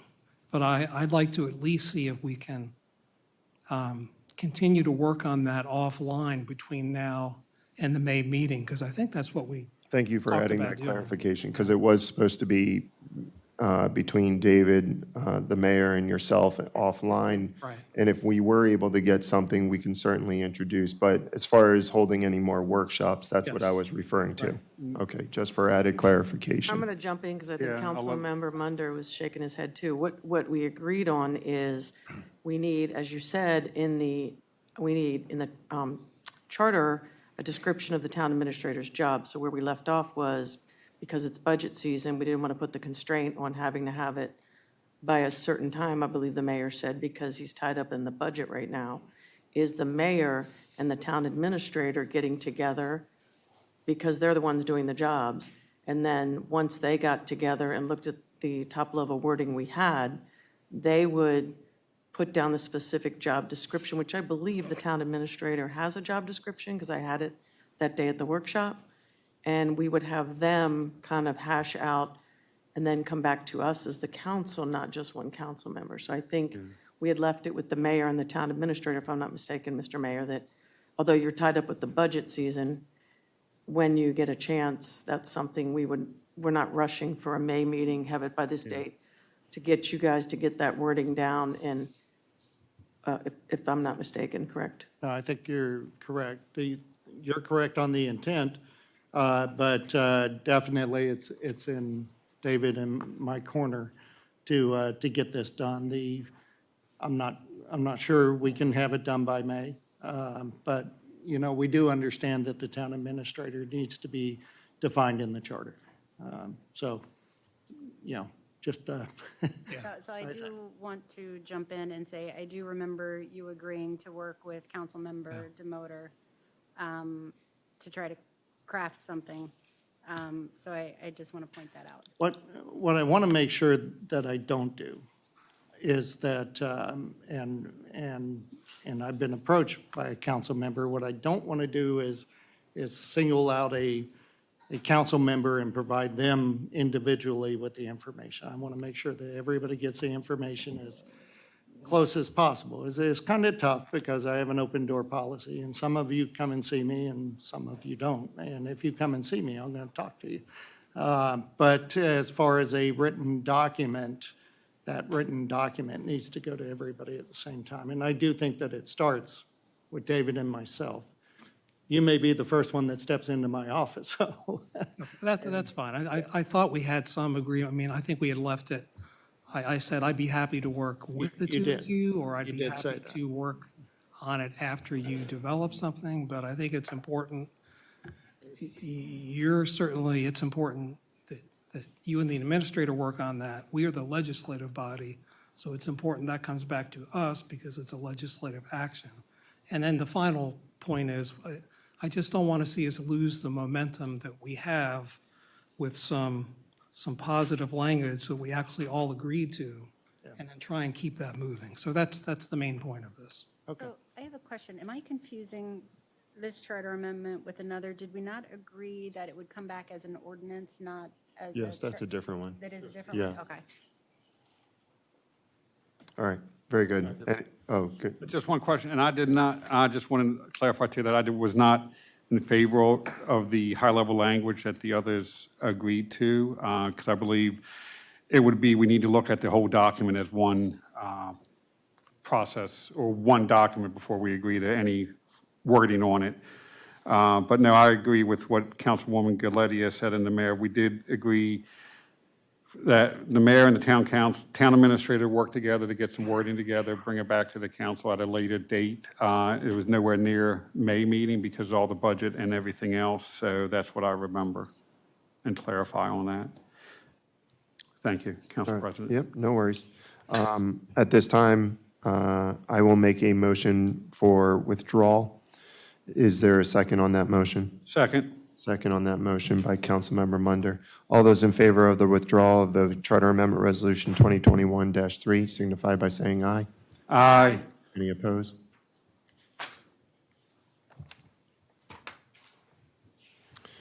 All right, next up is ordinance 2023-1. This is MXD, which we had a public hearing on earlier. I will make a motion. Is there a second? Second. Councilmember Munder seconds. Sorry, Council President. You're fine. I was going to make a few comments first. Is Oh, that- go ahead. Okay. Because I do have some motions coming up on this one also. So, All right, I just want to make a comment first. Yeah.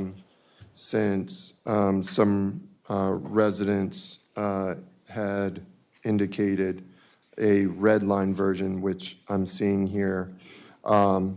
Sometimes when we get a red line version, we are not made necessarily aware of who made that red line version. We're just provided that information.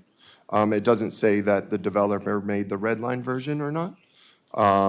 That's not indicated on this paper copy, so I just want to say that. Thank you to the residents that had indicated that the red line was maybe provided by the developer. But I only have one red line edit on here. I don't see anything else unless I'm missing something. Council It President. says, this says from Tom McCarron, and not necessarily from a developer where our town attorney made this red line edit. Yeah, Council President. yeah, you got confused. I'd like to add some clarification. So the conversation in the public comments was referring to a red line version of an ordinance that was presented by Mr. Thompson at the Planning Commission meeting. And that red line was on the ordinance that I had prepared and you introduced and I seconded at the last council meeting on providing guidelines to assist in whether or not an open space waiver should be granted. So that red line was on a different ordinance. It was not on the MXD. Oh, okay. All right. Very good. Thank you for that clarification. I apologize for my misunderstanding. So now, Tom, can you maybe provide, are we looking at the big copy or are we looking at the smaller copy? I feel like we always go through this. This needs to stop. The big copy is as introduced and as commented on in today's public hearing. The one without the sidebar, when you're saying. The big copy. Big copy is the one without the big copy is the one without the sidebar, correct? Correct. Okay. And then I think Councilman Munder had a change to this. I do have a change. Draft, which I provided to him in red line. Yes, sorry, Tom. We do not have that copy. No, I did not mean to interrupt. You weren't, I had Holly getting ready to publish and give you copies of it. It's a one-section addition amendment to that. It adds a section 5 to it. It's kind of, it was mentioned earlier during some of the public discussions. But the red line that Tom drafted on this, it deals with vested rights, and it's section 5 that was added at the end of it. It's just wording because the Planning Commission chair, during the hearing on this, made an incorrect statement and might have overstepped some bounds. So we felt it was prudent to offer clarifying language to this. It does not make it have to go back to planning for any type of revisitation, because it's just clarifying language. But what it does say is it adds new section, section 5. The changes. What page are you on? It's at the bottom of it. Here you go. Go ahead, Tom. All right, you got the big one. It's the clean version. Yes. That was as introduced, that was as commented on, okay? Okay. Then the council has a red line version, which simply shows the one planning commission recommended change, which is to say, take out the table, not from the ordinance, just take it, or out of the code book, just, they felt it was confusing to have the table that's in the code in this draft ordinance. So the red line you have simply red lines out of this proposed ordinance, table 1, on page 3 of 10. And you'll see my comment there. They're not recommending that this come out of the code. They simply, for whatever reason, felt that having this table in this version was confusing. So, the red line that each of the council members has is the one planning commission recommended change to the draft ordinance, okay? You do not have, but only Councilman Munder has, an added change that he wanted drafted, that he would verbally tell you about, and which he has a red line version of so that he can read it. Yeah. So if you feel more comfortable approving the change of the red line version that the planning commission approved, I'm comfortable approving this first and then do a motion to read my amendment, or can I go ahead and read my amendment? So we have a motion on the table for this one that we're talking about tonight. If you want to make a recommendation, an amendment, that's fine. We do need you'll have to get a second for Okay. that, or we're going to go back to this version. Based on previous experiences, since none of us have anything in front of us. Yeah. I'm just letting you know. No, But you can certainly read your red line version. That's fine. Can you just tell me what section that It would be added at the last page, page 9 of 10. Right before the paragraph that says, "Be it enacted," it would be a new section titled Section 5. And it would read as follows: "The changes in this ordinance shall apply to any proposed development for which, as of the effective date of this ordinance, grading and building permits have not been issued, and for which on-site grading and construction has not yet begun, i.e. as times for which the developer's rights have not vested in accordance with Maryland law."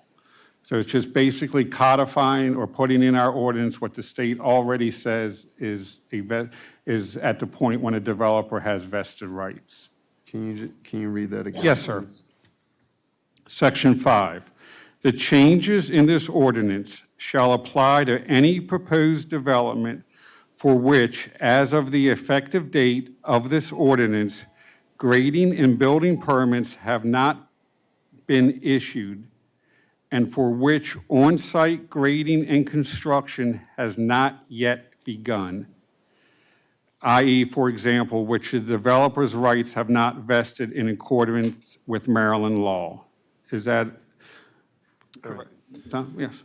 All right. Is there a second for Councilmember Munder's amendment? I think the proper procedure is you are the movant. You move the approval of the clean version. So as movant, Yeah. you have to accept the amendments, and then. Me alone? Well, you're the movant. Okay. So I don't right now, remember that yes. happening, but okay. All right.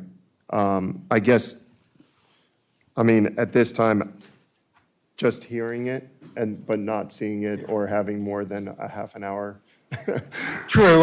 to take a look at it. Yeah, I mean, Council President, I'm willing to make a motion that we delay this also to the June meeting on a final vote on all this, mainly to allow maybe how should I put it? What I've been hearing in a workshop or the charrette can take place maybe, because what I've also heard that the charrette may be just a lip service to the town residents, and this may be a way to make sure that the charrette is more than just lip service to the town residents. So I'm willing to make a motion also to hold it and allow the new council that comes in June to make a final determination on this. Can we just clarify the motions? Can we just do the first one first? Yeah. Okay. You have a motion, and there is an intervening motion to postpone the vote, for which there's not yet a second. Yeah. But anybody can second that one? Sure. Okay. All right. Are we going to do the postpone? Oh, let's start and work backwards then. I All make right, so go ahead. Okay, I make a motion to postpone the final vote on 2023-1 to the June meeting. All right, is there a second on that? Can I ask why you're specifying the June meeting as opposed to the May meeting? I mean, this is, you're throwing in a whole new section of an ordinance that you want us to vote on, so does it have to specify the May meeting? I mean, the June meeting? Once it gets postponed, it has to go through the whole process of introduction. So it can just be a generic postponement. If there's a postponement, Pulling close to your mouth as well. 60 days, I thought, right? well, 75. is 75, what it says okay. under the charter, assuming it's not reintroduced tonight. But it could be reintroduced tonight, which would keep it without having to go all the way back to the planning commission. Okay. But the first things first, what's on the table is there's a motion to postpone, and it has not yet been seconded. All right. Councilwoman, did you get your question answered or not really? I did. Okay. Is there a second to Councilmember Munder's postponement?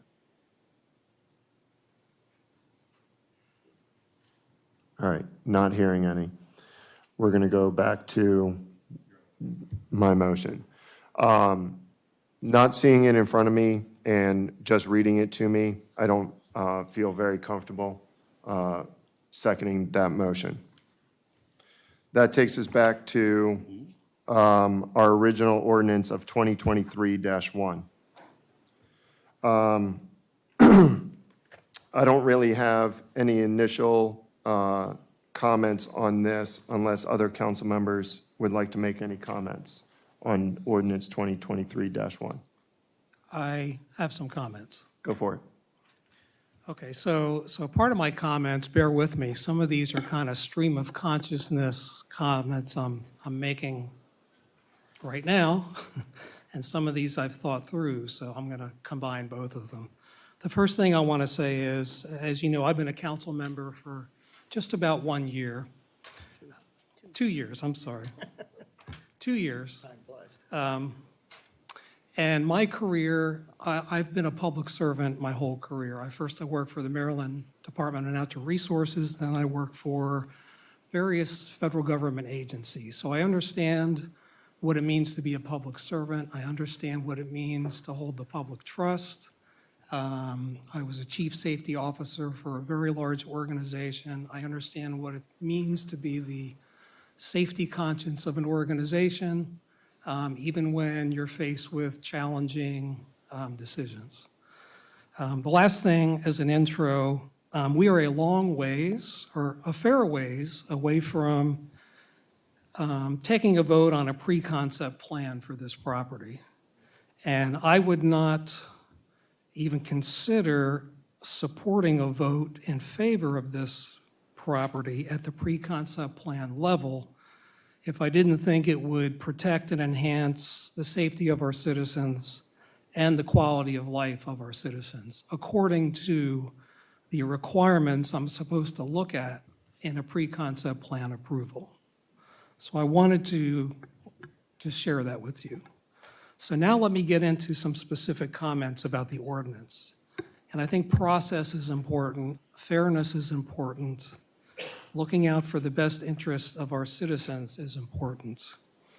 And so my high-level comment is, when I look at the changes in this ordinance, I really think we are de-MXDing the ordinance. You know, we have an ordinance, you may agree with it or not agree with it. It was passed by many of the members in this room, the elected officials in this room, and all of the people that voted for this spoke very highly of it and that it would be very protective of the town. So I have the quotes on that if you want to hear those, but my point is, your elected officials, many of which are sitting at this table, supported this ordinance and voted for it. But I believe these changes, you're de-MXDing the ordinance. The ordinance right now has a lot of flexibility in it. Now, that flexibility can be used to the benefit of the town. It can be taken advantage of to the detriment of the town. But the point is, there's a lot of flexibility in this ordinance that allows the town to arrive at if we do it right, a very creative, beneficial development that hopefully the citizens could support and would be attractive to people coming to the town of Mount Airy. We have the Beck property, which is kind of unique. We have a Beck West, which is really more in tune with what an MXD development should be. That's what our vision plan shows. In many aspects, the flexibility of the current ordinance supports that. We have an east side of the Beck property, which is almost its own piece of property to itself, because the two were separated by Route 27. So I just am uncomfortable making changes to an ordinance that perhaps takes away flexibility, that you may not realize it yet, I may not realize it yet, but it may give us flexibility that might be needed in certain situations to potentially get a development we can all support. There were some specific changes in the ordinance. For example, changing the density. Now it says a maximum of 7 dwelling units per net developable acre. Why not 6? Why not 5? What's the basis for that change? Is there empirical evidence through other developments that says that would be a better number than the current 8 units per gross acres of development?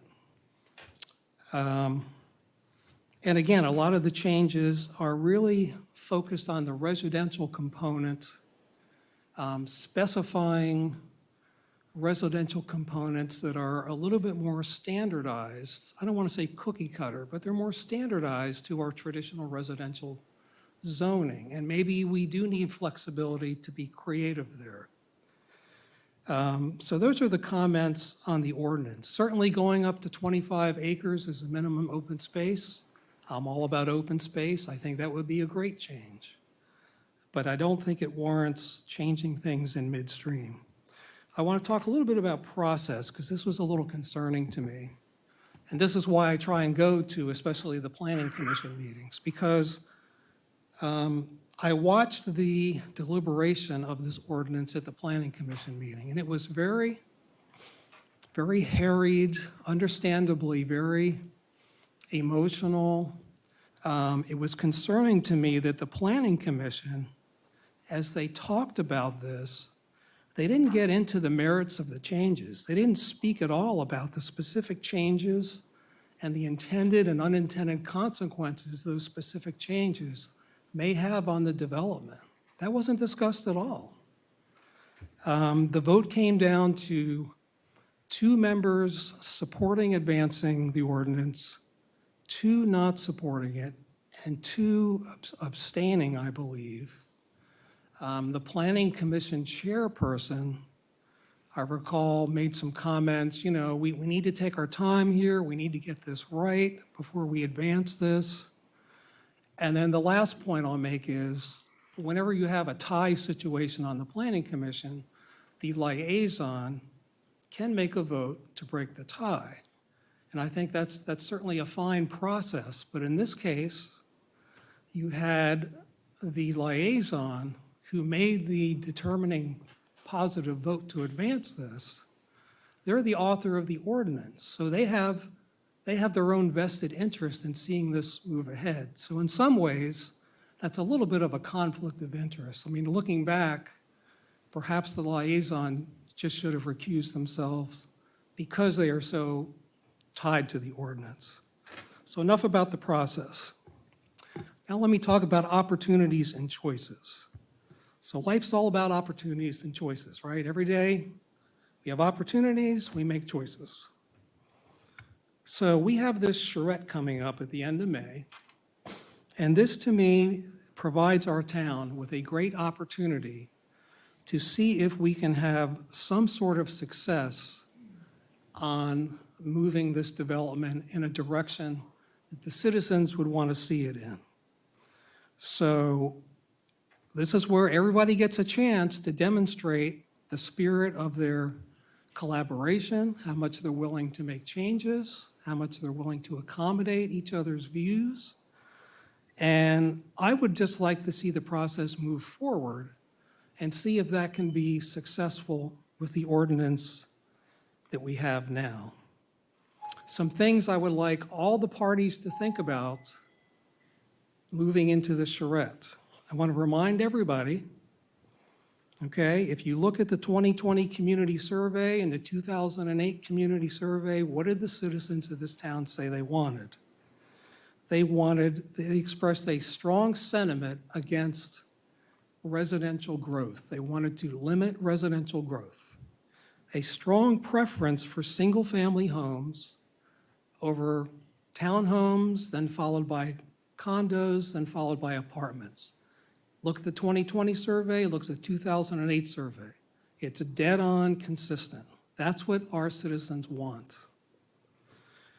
Our citizens expressed a preference for recreational activities in the natural environment, lots of open space, hiking trails, natural preserved land. That's what the citizens are asking for. And I want to remind everybody, we currently have an 80-acre deficit of open space, such that the open space provided by this development should be judged, and things I will be looking for, and I would think the citizens, what's the amount of open space being provided? What are the types? What's the quality of that open space? What is it bringing to that development, or more broadly, the surrounding communities and the town? Is that open space meeting a critical need that this town has that we're in deficit of? For example, active open space versus passive. Those things to me are important things to factor in to moving ahead with this development plan. I did want to make note, I think it was the February Planning Commission where discussions about the charrettes were happening, and a representative of the developer team made a statement to the effect, we have a design, we'll take public comments on our design. It's not a blank piece of paper. Let me just say to the development team, not so fast. Okay, this is a collaborative process, and in that process, if the citizens say, I want something that looks totally different on the east side, that's more representative of what we want as we've expressed through our town surveys and these other meetings, that to me is fair games. We're not just nibbling around the edges on top of a plan you already have. To me, it's fair game to erase that or parts of it and propose something different. Let's see what else here. So I guess the last comment is, again, this is an opportunity. I always like to learn, listen, watch, learn, and that's what I'll be doing during the charrette process. And based on what comes out of that charrette process, I may need to recalibrate my thinking on where things are going. I may look at that and say, we're making really good progress. The citizens' views are being incorporated. But I'm just saying, moving ahead, a last expression is, what is it? It's be careful. You don't realize what you have until it's gone. So right now we have a very flexible ordinance, and we can all work to make it successful. And if we can't, as it's been said, there'll be a new council here, and some of those new council members may be of a disposition to be more supportive or less supportive of MXD. So depending on what comes out of the charrette, a new council may react to that, and you might see even more proposals to change the MXD ordinance. So a commitment to the citizens. I won't be approving any pre-concept plan that I don't think is beneficial to the citizens based on the requirements that I'm allowed to use to make my vote, We're a ways away. I am here for the citizens, and I want to make sure if this development moves forward, it truly is, I've said it before, an award-winning development that we can all be supportive of. And to the development team, give me your good stuff. I know you guys are competent. Give us the development that this town wants, not what you're used to providing. Because I've gone to the Brunswick Station development, et cetera. I've looked at some of your developments. Give the town what we want to see based on your skills and competencies. That's what I would hope to see. So based on all of that, and thank you for the time, I won't be supporting these ordinance changes because I want to give the current ordinance a chance to be successful. Thank you. Time. Just made it. Just kidding. Councilmember Munder. Thank you, Council President Poyer. And, where can I begin here? First off, I'll start taking the word.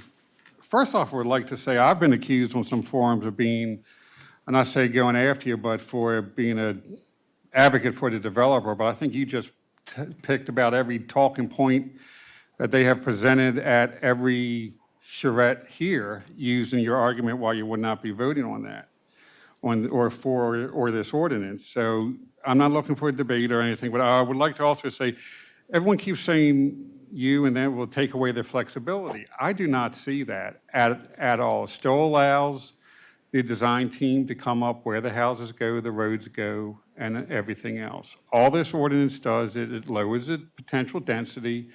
It puts it in net instead of gross, which it should have been from beginning when it talks about density. It sets minimum, and I say minimum standards for lot sizes related to single-family, townhomes, and everything else. Does not say where they need to go, the quantity, everything else, versus the limitations of like 30, 30, and 30, or something of that nature. It still allows all the design flexibility the design team currently has at their disposal. So I'm not sure why people keep saying it limits the flexibility of all this. And it's a shame that, and you also said you want to, your survey says people want single-family, townhomes, this or that, not townhomes, more single-family, don't want townhomes, don't want apartments. That's fine. This does not limit that in any such way. It just sets minimum lot sizes that are throughout the rest of in every other community. It adds consistency for design and lot sizes that are found in every type of, I want to say, unit or residential unit that is found throughout this town. That's all that portion does.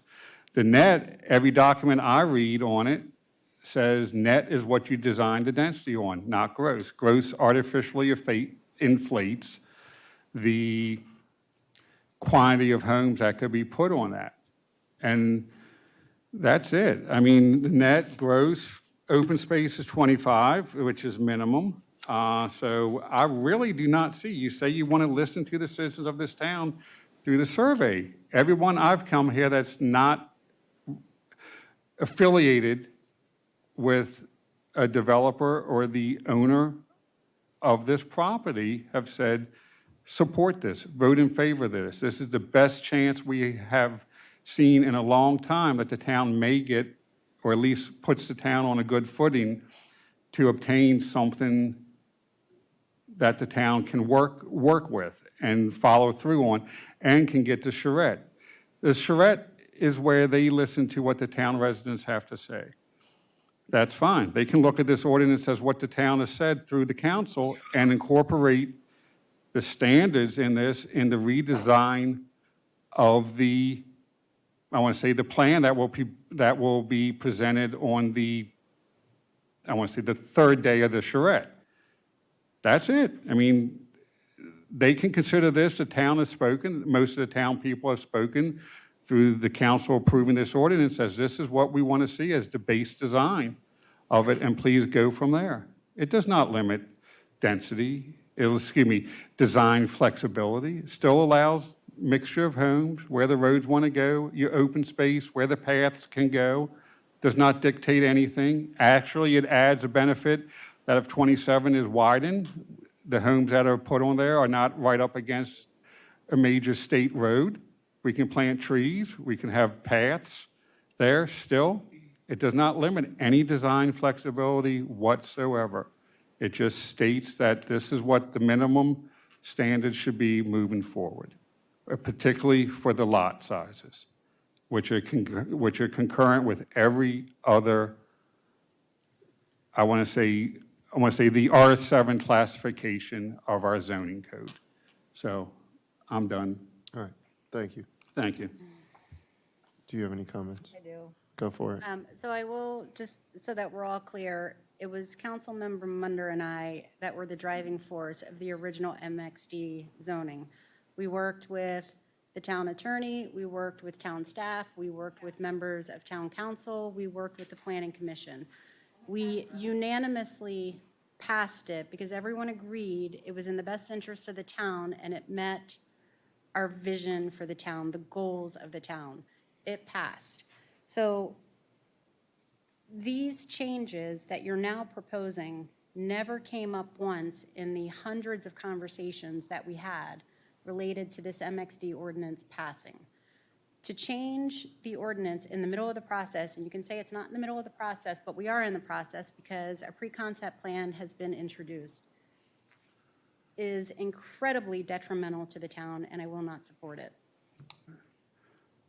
Councilwoman Galetti. I'm good. Okay. Councilwoman Gillette wants to, I just would like to refute I that. only say that because I've had conversations individually with each of you about my concerns Yeah. and my thoughts. One of my biggest concerns is we got a whole nother section you didn't tell me about in our conversation, so. What, the section 5. I thought I did. Sorry about that. Oh, sorry. So my thought I did. concern Sorry always about has that. been, don't come to me and ask me to vote on something, to Yes, approve true. something without giving me, like you said, more than, not even a half hour to look at it. But I've discussed with each of you, and everybody's pretty much, both sides presented some of my concerns. All right, thank you. My few and limited comments are related to this. When I had attended the first charrette,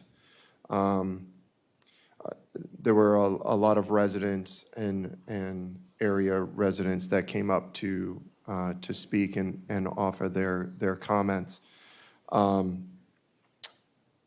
I did not write down very many notes that were directly related to the property about how it could be improved. My one note came from Jen Weitzel about the blueprint because I was not aware of that. I was not aware of that as a teacher. So thank you for coming and presenting that because that was some concerns.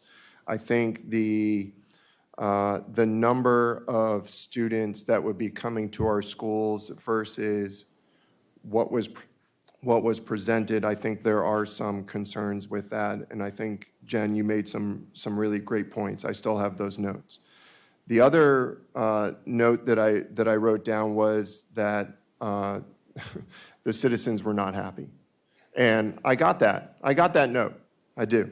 However, what I want, and you guys are talking about the concerns about the charrettes, is we're trying to make this, I say we, it's not really me, but we're allowing an opportunity for residents to address the developers for, I would say, constructive criticism to improve the property. And what I did not get from a lot of the first ones that I could bring then and address the developers were how to improve the property when you had that opportunity. I'm glad we have other charrettes that will be taking place, and my forewarning would be to say, we know what you don't like, but how can it be improved so that both sides can negotiate as much as possible. And I think Councilmember Demoter, when you were talking about that point, is exactly that. I have talked to Councilmember Munder through this whole MXD process about what sort of dwindling changes can be. So I'm not spearheading this. I've just had some conversations. And in looking forward to more open space has always been one of my concerns. I think Councilmember Demoter brought up some great points. We have 5 points, I believe, that the council and the incoming council need to be aware of. And they are very subject-based. I mean, this council can essentially, you take for what it's worth, we can make things just like what we did with Green Tree. You got your single-family houses along Main Street. That was a big change, but it worked with the surrounding area. I know that you still didn't approve that, but that's my point, is that looking at the developers, not really looking at you, but take those comments. You have to make changes for what you're hearing. Yes, right now, they're not very constructive. We don't want it. We got that part. But what improvements can you make so that you are listening to the residents that are in this town? Because once they're done, then you're going to have the 5, not necessarily of us, but you will have a new council that will be asking those questions. And so if you don't want to make the process as strenuous as possible, start making those changes now. I do like some of the changes in 23, but that's just my own personal opinion. All right, barring all of those things. All right, all those in favor of ordinance 2023-1 signify by saying aye. Aye. Any opposed? Nay. Okay.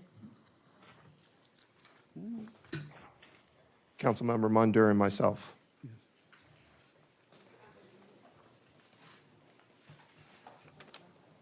You good, David? All right, perfect, thank you. I know. All right. Next up is ordinance 2023-5. This is a budget amendment to allow an additional $30,000 for public works truck purchase. This is up for adoption.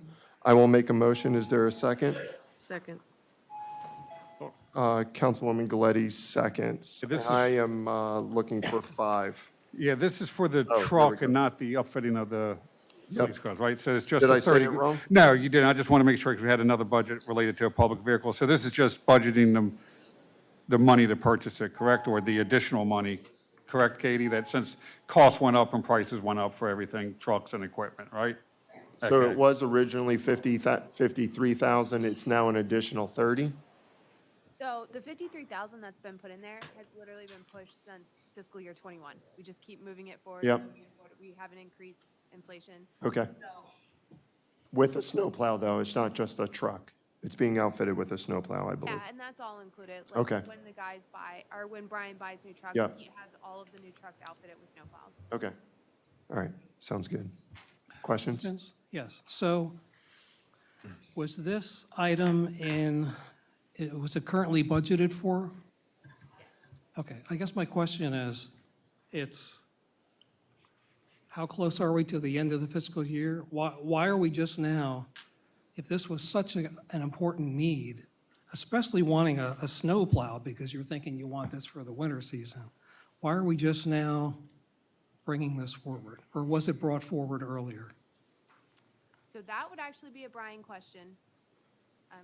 So with a follow-up to that, part of me is feeling like if you waited this long, then we shouldn't even be approving this now. This would just be rolled into consideration for the budget workshops that we're about to have, because we're this close. I mean, I remember I took a lot of heartburn about wanting to put forth what I thought was a very sensible plan to fund the police station. And the argument was, well, we don't want to create any extra new ordinances, and you're so close to the end of the year.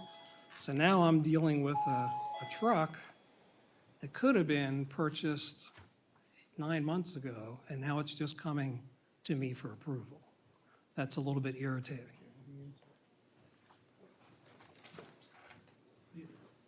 The only insight I would give is that the availability, trucks are very hard to find, and he was looking, but you have to find the right truck to serve our purposes. And so I know that back in November, he was looking. So I won't, bet the house, but I know that finding vehicles was very difficult. Supply chain starting to catch up.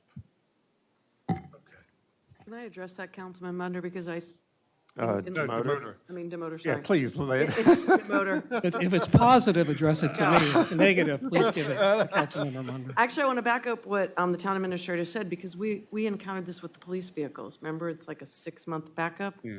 So I think we're probably encountering the same thing with the truck. I think the only question, and I'm sort of agreeing with what Councilmember Demoter is talking about, and I do understand there's a specific type of truck that we may be looking for, but we also have 2 car dealerships in town as well.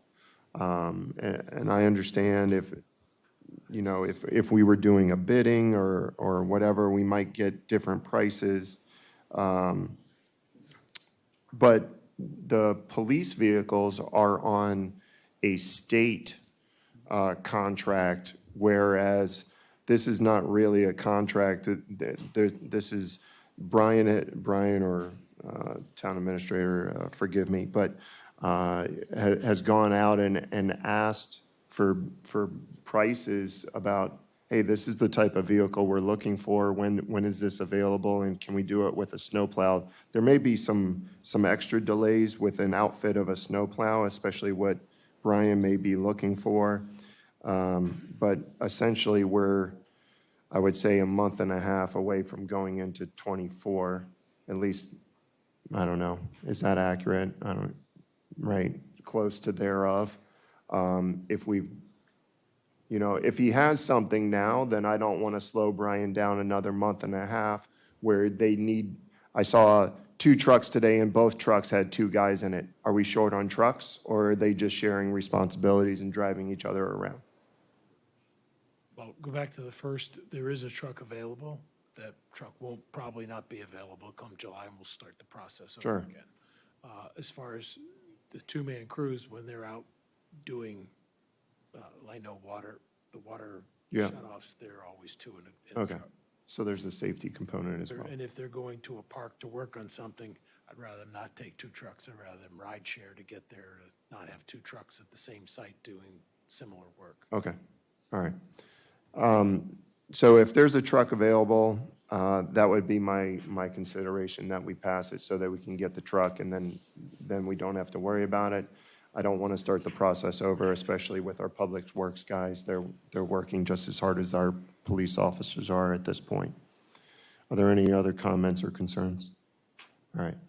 All those in favor of ordinance 2023-5, this is to add $30,000 to an already budget of $53,000, signify by saying aye. Aye. Any opposed? Thank you, David, for clarification. Next up is ordinance 2023-6. This is a budget amendment to allow an additional $6,000 for the election expenses. This is for adoption. I will make a motion. Is there a second? Second. All right. And this is, I think, going along with everything else, rising costs and the process. All those in favor of ordinance 2023-6 to add $6,000 to the election budget signify by saying aye. Aye. Any opposed? Next is ordinance 2023-7. This is a budget amendment to add $8,350 for the east-west stormwater management pond project. This is for adoption. I will make a motion. Is there a second? Second. All right, Councilmember Munder seconds. This is adding $8,350. Any comments, Barney, on this before? Any additional costs? I don't know. I think this was mostly as-built. Okay. Am I saying that right?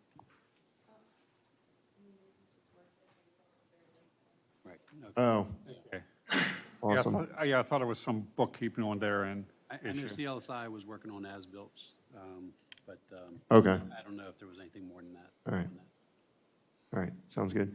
All those in favor of ordinance 2023-7, this is a budget amendment to allow $8,350, signify by saying aye. Aye. Any opposed? Next is ordinance 2023-9. This is the wellhead protection. This is for adoption. I will make a motion. Is there a second? Second. Councilmember Munder seconds. This has, I believe, returned from water and sewer from the last, and some additional changes, but what you see in front of you. Yes, correct. There was additional changes the first go-around with this. Water and Sewer wanted some clarification or a reduction of words to make it a little bit more clarifying. We did that, or I did that. I went to them, listened, did the changes that they requested. The original version of first time went before the Water and Sewer Commission. The staff had some concerns. The changes that have been made to this ordinance have corrected or those staff concerns now, so that no one has, on staff level, has brought up any concerns with the current ordinance. That's about it. I would like to say I find it kind of insulting almost, because this would not, some falsities have been said regarding this, that this will not apply to any existing well currently being used by the town. Is that correct, Tom? If that's my presumption. Sorry to put you on the spot, because it was made earlier that if this ordinance passed, we would have to shut down most of the wells in the town because this would require them to by the person that worked. No, this would not, this, if passed, would not require shutting down current wells. Yes, that's what I thought. The current standard of 325 foot is, as I've said before, is fulfilling a request or a requirement put forth by the Planning Commission in the 2013 Master Plan to protect and increase the buffer zones of our town wells, or existing or new wells moving forward. I believe they were referring more towards new wells moving forward. The 325 feet was recommended by them in 2013. So that is, I took there because they said the EPA recommends that distance. So if there is any contravening evidence or to that, I would like someone to quote me verse of federal code that says otherwise, because I have not been able to find it. So please, I would trust our planning commission did their research in the master plan and to come up with the 325 feet. Also, it's been said, we are allowed, I believe by code, to adjust and set stricter standards for our town. We do not have to, by law, follow what the county submits or the county puts forward. So I'm looking at this as just increasing the protection of our town residents.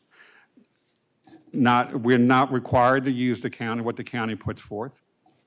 The wording in some of the, center of wells and stuff are listed in the water resource. So that's fine with me on that. I believe everything else is taken, not the distances and everything. The concepts put forth in this are brought forward from the Carroll County water resource element. And I was thinking about asking for a stay on voting on this until May, because don't take this the wrong way, Ron, because it's actually going to come out like a compliment maybe to you, that I do agree with one thing he has said at a Water and Sewer Commission, that I would like to come up with wording that could potentially alleviate a concern with the well on the Beck property, because throughout the planning process on the Beck, they've used the same wells. And their main water source for the project, no fault to their own, would fall in right close to Center Street.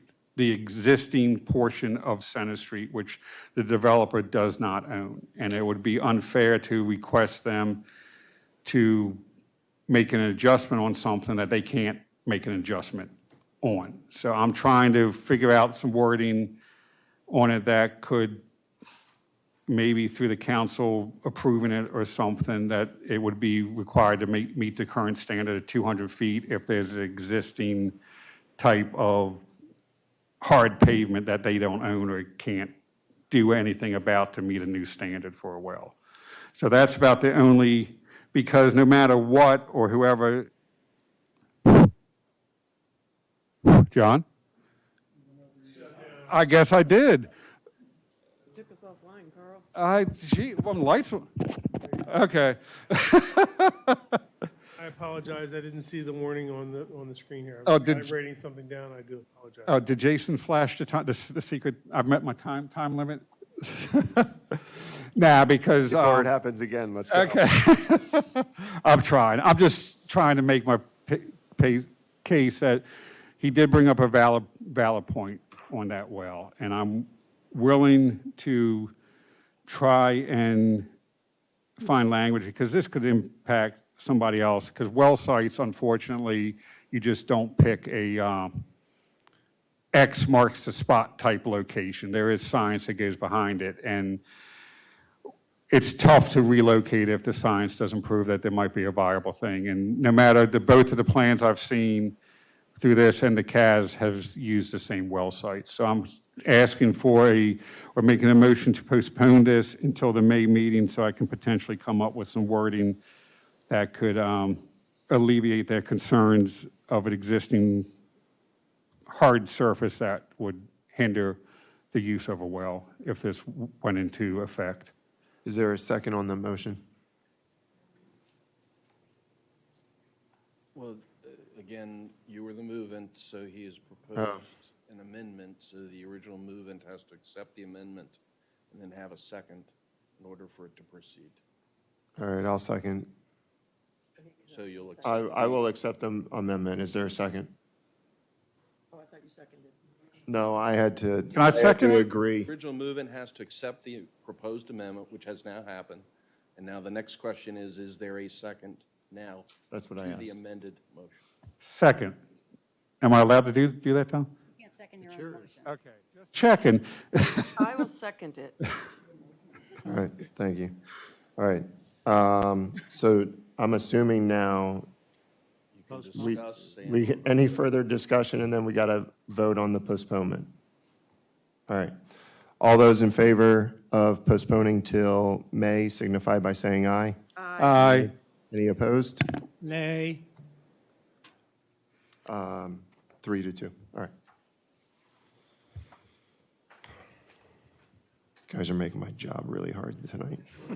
Right, no, we're not. Robert's Rules of Orders are. Order Councilwoman Galetti, since she's a stickler to that. One of the two, Let's Council move President. to, let's keep going then. Attend my class. All right. Next is ordinance 2023-10. This is to adopt the tax rates for fiscal year 2023-24. This is for introduction and to schedule a public hearing.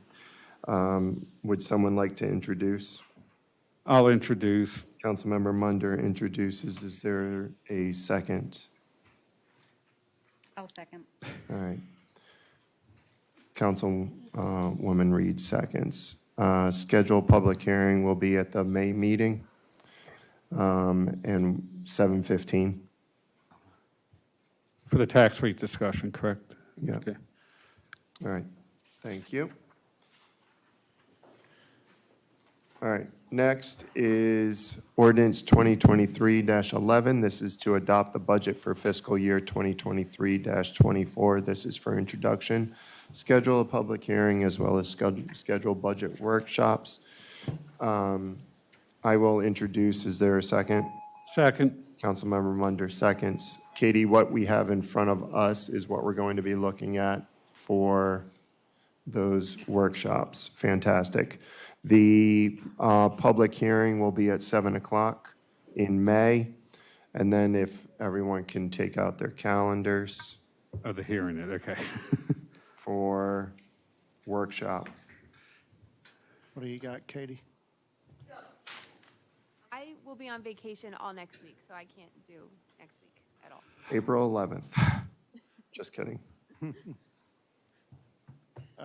My schedule is, I'm flying Wednesday, Thursday, Friday. If we do it on the third or the fourth week, what I can do is trade into the weekend, fly in the weekend, and if we schedule a Tuesday with a backup for Wednesday in case we don't finish, I can adjust my schedule for that. I think that's the, So I have the council room schedule up, so I can tell you what meetings we have. okay. There's a meeting every single day. We're going to take over the council. The week As long of as the it's not 17th. planning or anything like that, something big, we're taking over the chambers. Our schedules are whatever it is. The 20th, Parks and Rec meets Zoom, not in person. Okay. So that's open. Okay. 25th, Len, I'm sorry, Councilwoman Galetti, there's no streets and roads this month? No, you had one last month. No, wait, no, it's odd month, so it would have been May 30th. However, May 16th, 23rd, and 30th are taken up for anyone as a candidate, write these down, 16th, 23rd, and 30th, 6 to 8:30 in here. Yeah, but you May, asked me though. about May, so it can't be May. Oh, April is. Yeah, No, I'm we sorry, only meet, what am I- we meet So- odd month. So let me throw this out there and see if it works for y'all. 25 with a backup of 26 26 is EDC. EDC, but we can, talk to Chairman Miller. He might be able to cancel, or sometimes EDC likes to meet at, maybe a restaurant or something too, maybe. And it is a backup, so Yeah. we might be able to get through this my hope would be we could get through it on the 25th. Oh, we will. There is no if. And Start early or start late and end late, or what is it? so I will just throw out there, the backup works better for me than the Tuesday. The 26th works better for me. All right. 27, Okay, bulk pickup is 29th, so Steve, you're going to have to pick up all that stuff by yourself. But, because I'll have to trade into the weekend to fly. But, if it's the 26th, like I said, it's not perfect, but I could do that. What time? But there wouldn't be a backup day. That's my only fear. We've done pretty good the last times. Was it, Their chapter meeting Meeting for of MML MML is Frederick. on that. Yeah, and I'll end up flying on that day. All right. All right, let's go ahead and schedule it for the 25th, and I will work out my own issues. time?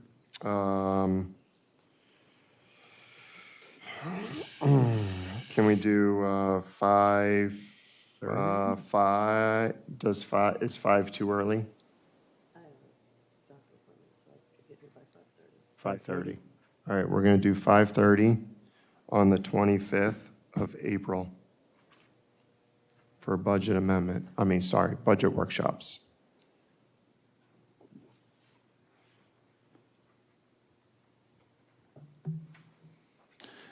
Will you, Katie, will you add that to our email and send out that calendar reminder deal? That would be awesome. And just one other request, Katie, if the mayor agrees, and so all the council hears is my request to Katie at the same time, so not being played favorites. Could you send me a, either Excel spreadsheet copy or something of the budget so I could potentially blow it up or something to the council or to would any of the other council members like that? Yeah, that's fine. It's just something I can blow it up due to these older eyes of mine now. PDF is fine, thank you. And I would say, it's very hard to communicate to everybody at one time, especially because of the Open Meetings Act. Yeah. I'm willing to talk to you about the budget, and I have to admit, one of you will get information before the other one, and I apologize for that. But I'll try to be as fair as I can. If I'm talking to somebody and they have a good point or a good concern or something, I'll shoot off an email to let everybody know, hey, I sat down with Councilmember Poirier, and we thought this might be a better way to go, so expect it to come up at the workshop, something like that. I'll try to be as fair as possible. Okay. All right, thank you. All right, we are on ordinance 2023-12. This is a budget amendment to add $13,500 for police vehicles and upfitting. This is for introduction. I will introduce. Is there a second? Second. Councilmember Munder seconds. Next is ordinance 2023-13. This is a budget amendment to reallocate ARPA funding for introduction. I will introduce. Is there a second? Second. Councilwoman Galetti seconds. All right, thank you. Just one quick question to the town administrator, maybe. Not related to this, but I've seen some or had some questions related to how some projects in town are funded. Is there a list somewhere that's easily attainable of what we have spent ARPA money on or going to the project related wise? I know like some of the water mains have been done, the traffic circle has been done with ARPA. Do you have that Excel sheet Yeah, it was Excel sheet last month? last month. Okay. All right, no, I just think, could it be posted online for the citizens, or would that be too much? Or just say what, or maybe not the Excel, but just some list of what the ARPA? If you don't mind, I'll Yeah. talk to David Yeah. aside, and I'll- we'll no, that's decide on fine. what's reasonable to Put up, yeah. out there and full So- transparency. sorry to put you on the spot, David. I didn't mean any disrespect. Thank you. All right. We're going to move into unfinished business. This is, we need to schedule a public hearing for the application of rezoning 806 Park Avenue.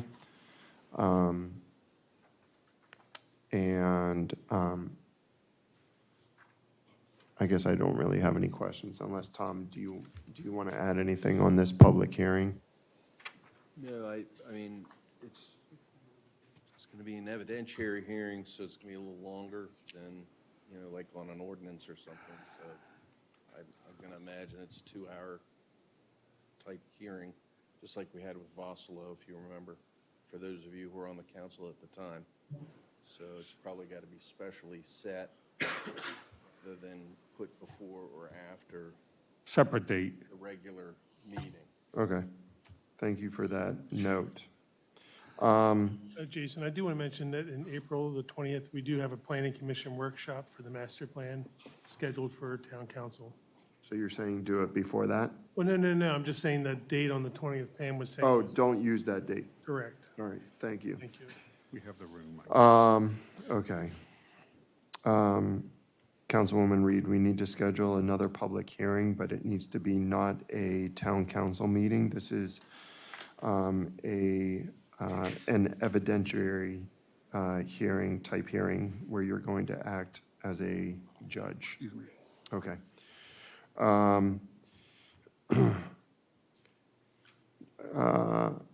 Mayor, I'm gonna take your flight information into consideration, but just know that we're just running out of dates.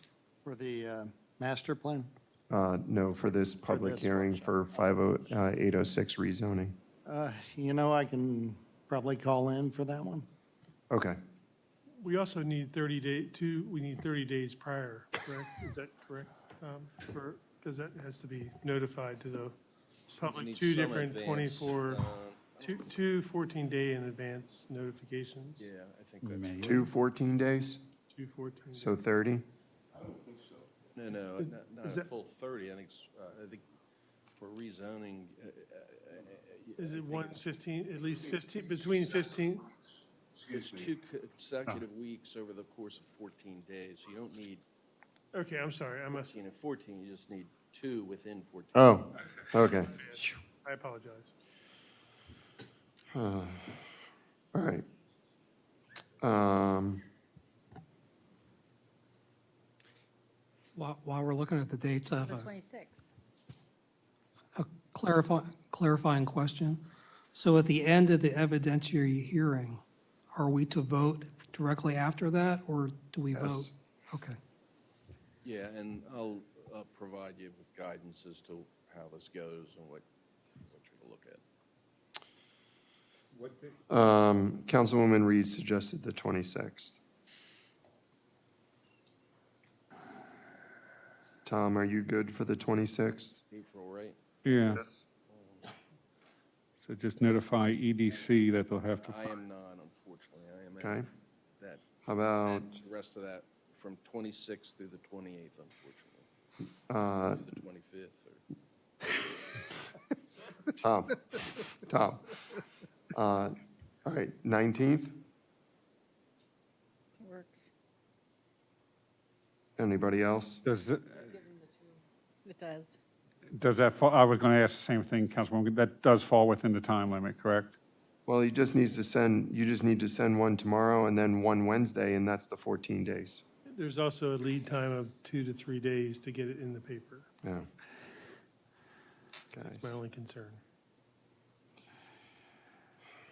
Because it has to go both in Frederick and Carroll. I'm not suggesting we put it off to May, but say, there's two options to May, either let the new council or get it scheduled, the meeting, bad optics maybe, but before the swearing in of a new council, if we're running into constraints. That is true. The election needs to be validated, so I'm looking at Dick Swanson, so he can nod appropriately if I'm speaking correctly. It'll take a couple weeks until the new council members are sworn in, so.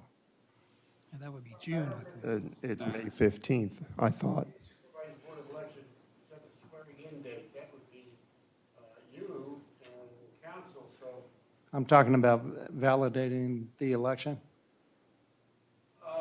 We should be able to give you a definitive answer by no later than May 3rd. Okay. Did you guys schedule a swearing in? Not that No. I mean, at this point, I think April's out of Yeah. May 9th. That works for me.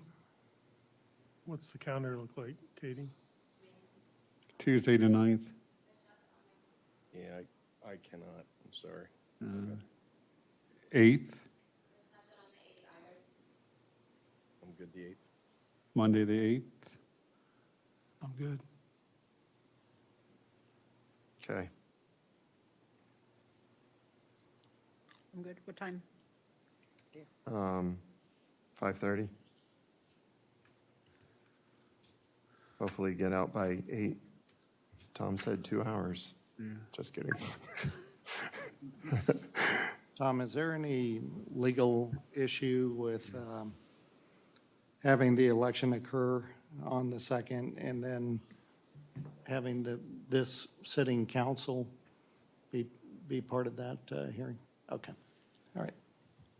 That charter amendment didn't pass, the blackout. Okay, all right. All right, so on Monday, May 8th, we will hold the rezoning application meeting on 8:06. You said 5:30, correct? 5:30.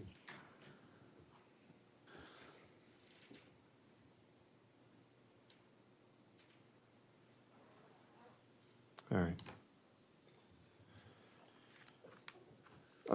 We'll go ahead and move into staff reports. Mayor?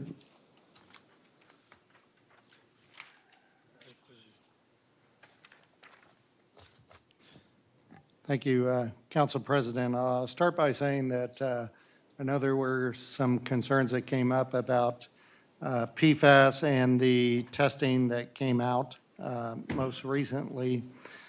It is all posted on the website, and like I said, it's kind of a moving target with the different wells, some of them testing better than they did before, some of them not testing as well as previously. We do have a long-range action plan that has been plotted out by the staff, and I thought I was being transparent, but apparently I need to do a better job of it by putting out a video and holding up the documents and pointing to where it was on the website. But if that's not adequate, then I guess I'll make another video and hold up some more documents and try to be as transparent as possible as we work our way through this PFAS issue. So I appreciate the citizens letting me know that, and I will work to do better. Other things going on, there will be a ribbon cutting for the boardwalk on the old Main Line branch of Rails to Trails.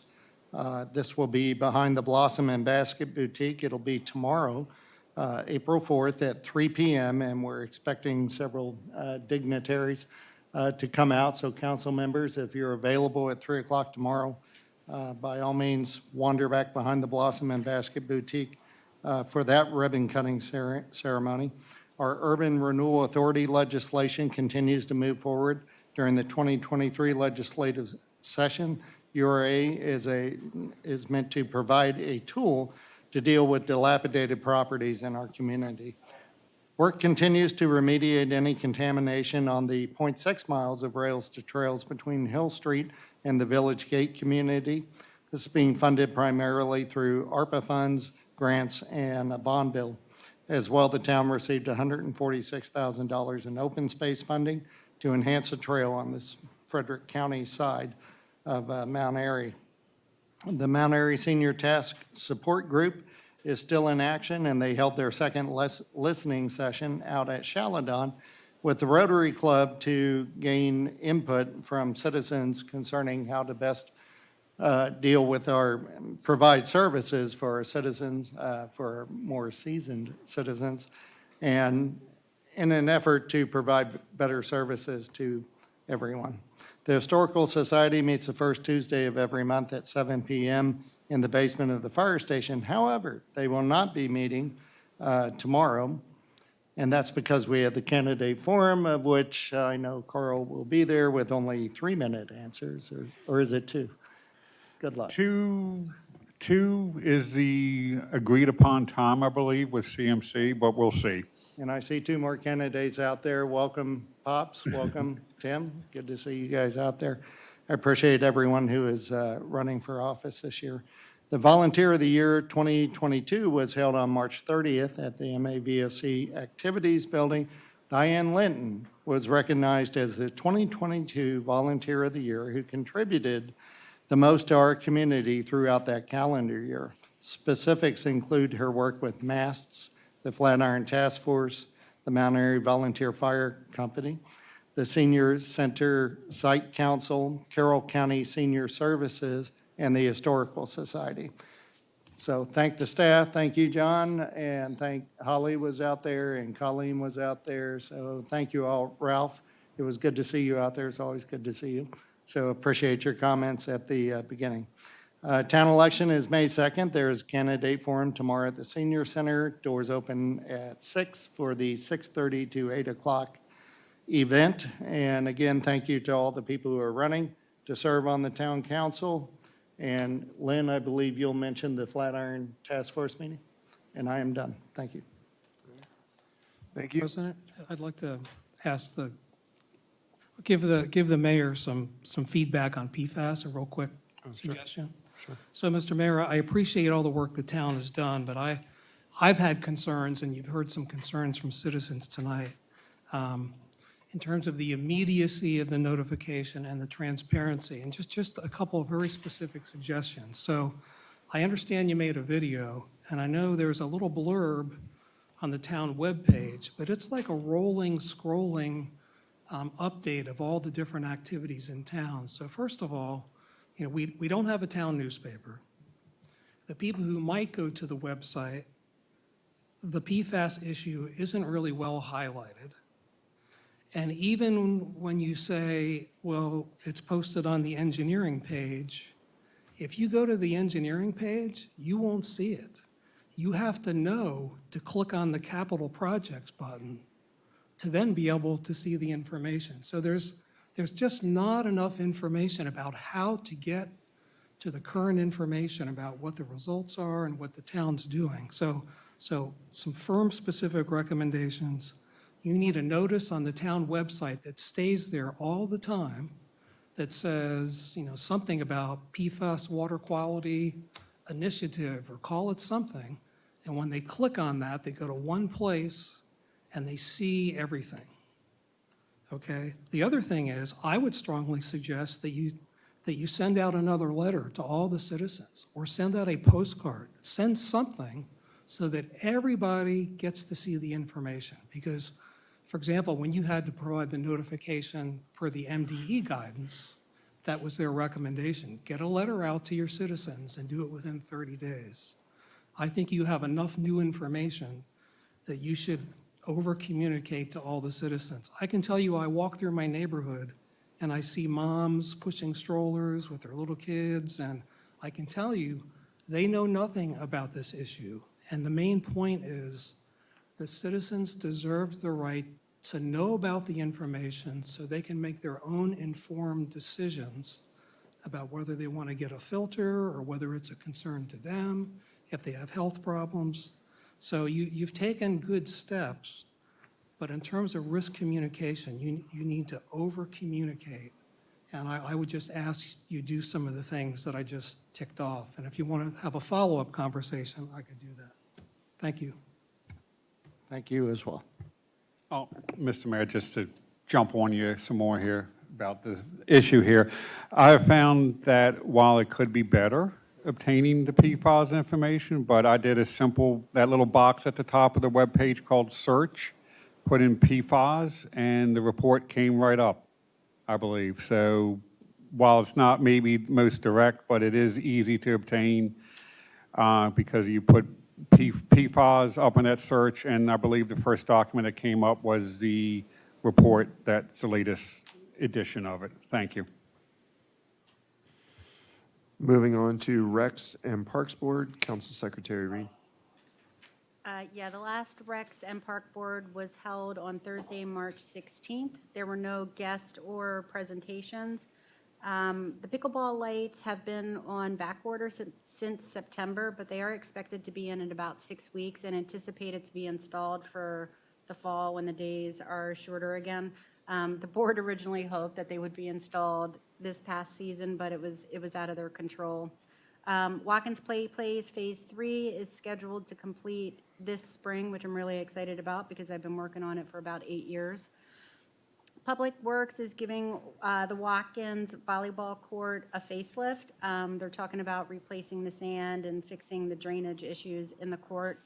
The Watkins tennis courts, there were some cracks identified on the courts. The Public Works Department is working on a mitigation plan, so hopefully those will be corrected soon. Watkins softball, an anonymous donor is funding stadium lights for the softball field. So whoever that individual is, on behalf of the board, we'd like to thank you. And of course, Maya as well. Maya has also purchased some temporary fencing for that field. Tim, I would assume that's going up soon if you, or yeah, okay. Public Works, over the next month, will be working on all the ball fields and the soccer fields in preparation for the spring season. The Summit Ridge Playground, we have been awarded an open space grant just under $139,000 to rehab that playground. Staff is currently seeking bids to rebuild it. The estimated cost is about $188,000, so the majority of that new playground will be paid for. Windy Ridge Trails, Barney, I hear you're working with the Ellises to use the grant money that was received. The intent is that we will hire a professional company to cut the more advanced trails that can't be cleared by volunteers. And just a reminder that all volunteer work related to that trail does convert to a monetary value when they go to apply for grants. So if you have time to volunteer and go out there and clear some trails, please do so. The next meeting is on Thursday, April 20th via Zoom, and that concludes my report. Thank you very much. We'll move to EDC and Planning, Councilmember Munder. All right, EDC, I'll make it quick. The meeting was held on March 22nd, 2023 at 7 p.m. here in Town Hall. Some things to mention that are activities coming up. Main Street Cleanup, 422. There is a MAMSA membership meeting, April 17th. Please check the MAMSA website to see the location of that. Also, would like to give a shout out to the upcoming farmers markets that'll be going to start in June and go through mid-September, I believe. Currently, we have 12 to 15 vendors here. I believe the mayor mentioned that Mass has arranged shuttle transportation from Wildwood and maybe the American Legion too for that again this year. So thank you for that. I'd like to also put a shout out to the Mount Airy Chamber of Commerce. They will be meeting 4/12 at M&T Bank from 5 to 6:30. The next EDC meeting should be April 26th here at 7 p.m. at Town Hall. I would also like to make a shout out that this year MAMSA is doing the Oktoberfest on 9/23 from 12 to 6. I believe the website is mountairyaoktoberfest.org, or please do a web search for that. So please stay tuned for that. That concludes the EDC meeting. Oh, one other thing for EDC I wanted to shout out there that Councilman DeMota, the mayor, and I attended the opening of a new business here in town, I believe on Friday, called Dessert Depot. It's up by the Remax on the lower level, close to Trucks Barbershop. They specialize in, the best I can say is baking supplies related to desserts. They have containers, cupcake holders, different designs, different icings, different things. If you're a home baker or want to try baking, please go there. It's a great small business that has decided to make Mount Airy their home. They're locally owned and operated, and they will be planning on offering baking classes sometime in the near future. Now on to the Planning Commission. That was held March 27th at 7 p.m. here at Town Hall. They heard the introduction discussion of 806 Park Avenue rezoning request. They approved a revised site plan or location for the J&J trash above ground fuel storage tank. Upon further looking, the fire marshal told them that they had to be farther away from the building, so they had to submit a slightly adjusted site plan for that. The ordinance 2023-08, which was related to the APFO open space inadequacy waiver of Councilman DeMota's, was delayed for further discussion at the next council meeting. And as just to mention, there will be public charrettes for the Beck property at the American Legion, which is located at 13304 Prospect Road, Mount Airy, Maryland, on the following dates. John can correct me if I'm incorrect here. May 20th, which is a Saturday, from 1 to 5. May 22nd, which is a Monday, from 6 to 10. And May 23rd, which is a Tuesday, from 2 to 6 and 7 to 9. The days of May 20th and 22nd will be the exact same topics being heard. We just don't want people to think that there will be different topics. So you can, if you can't make it one of the days, come to either the 20th or 22nd, or if you want to, take part in one half of the topic discussions on Saturday, come Monday and take part in the other topic discussion, so your voice can be heard in all areas. And the plan is on Tuesday the 23rd for them to present, the best I can say is a rough sketch plan of incorporating the suggestions that they have heard from the public, and why some things have been accepted and why some things may not have been accepted. The next Planning Commission meeting date is April 24th, which should be held at 7 p.m. here at Town Hall. Thank you. No problem. Recycling Sanitation Commission and Mount Airy Safety Task Force, Councilmember DeMotor. All right, thank you. We last met on March 15th. I don't know if you've noticed, but there's tangible progress being made on the downtown recycle center over in the rail yard. The old structure's been removed and a new enclosure is being installed as we speak. I want to remind everybody of the bulk trash event, which is scheduled for Saturday, April 29th. It'll be at the municipal parking lot from 9 to 1. It is for town residents only, and we ask that you bring a copy of your water bill as verification. Please pay attention. A lesson learned from last year. We will not accept, you cannot bring TVs, computers, printers, monitors, or microwaves. Those can be recycled at a different activity, a different electronics recycle event. But they are not to be brought for the bulk trash event. So you can see a list of the acceptable and unacceptable items that are posted on the town website, and we will work out arrangements for residents who might need some assistance with their bulk items. We'll also be participating in the Earth Day event on April 22nd from 1 to 5. That's hosted by the Sustainability Commission, and we'll have a table there participating on the benefits of recycling. Our next meeting will be held on May 17th. And a reminder, the first yard waste pickup is scheduled for this Saturday, April 8th. I've got about 22 bags on my curb right now. There's going to be more. I'm very achy from all the spring cleanup I've been doing, but so the first opportunity is this Saturday, April 8th. Moving on to Main Street Safety Task Force, we last met on March 23rd. The focus of our meeting was really a brainstorming session to identify both tactical and strategic next steps for the task force, as well as looking at some of the latent public safety issues and concerns that we think needs to be addressed. Just one example is a listing of intersections along Main Street that would benefit from having painted crosswalks and stop lines installed. And that list was developed and prioritized by Scott Scariff from MAPD, so we thank him for his involvement. So we're going to develop an action plan with priorities, and the goal is to present that to the mayor to get his insights on how he wants to proceed with the task force. We're continuing to network with MDOT District 7 officials on their speed studies. The word is that they have completed their speed studies and they're almost done with their analysis of those speed studies. This again is to support the potential for lowering the speed limit on Main Street to all 25.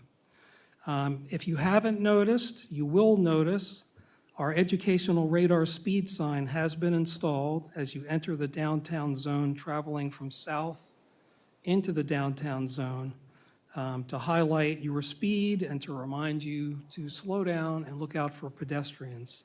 If you aren't aware, there was a pedestrian hit, I think last week, near the Plumbery store across from Liquidity Ale Works. So I want to remind everybody, pay attention while you're walking downtown. Don't be staring at your cell phone.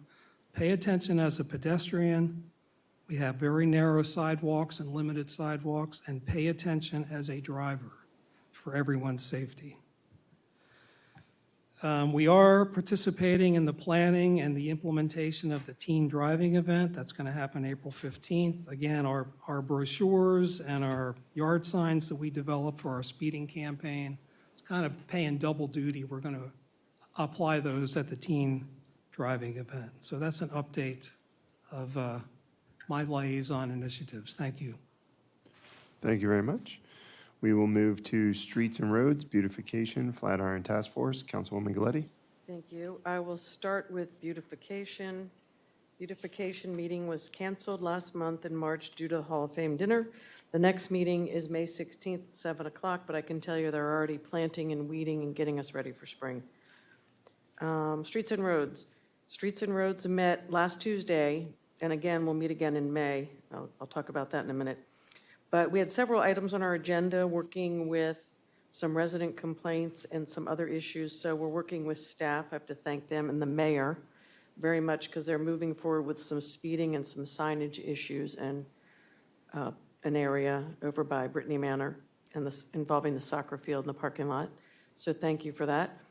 And Streets and Roads, Lucy Regal spearheaded through Streets and Roads with Sherry Cates with State Farm, a teen driving event Saturday, April 15th from 10 to 2. It's going to be big. They have the state police, the Mount Airy Fire Company, the Mount Airy Police, possibly the helicopter.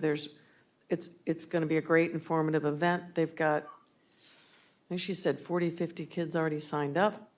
So it looks like it's to be a good turnout. So if you're around April 15th, we will have the town tent there.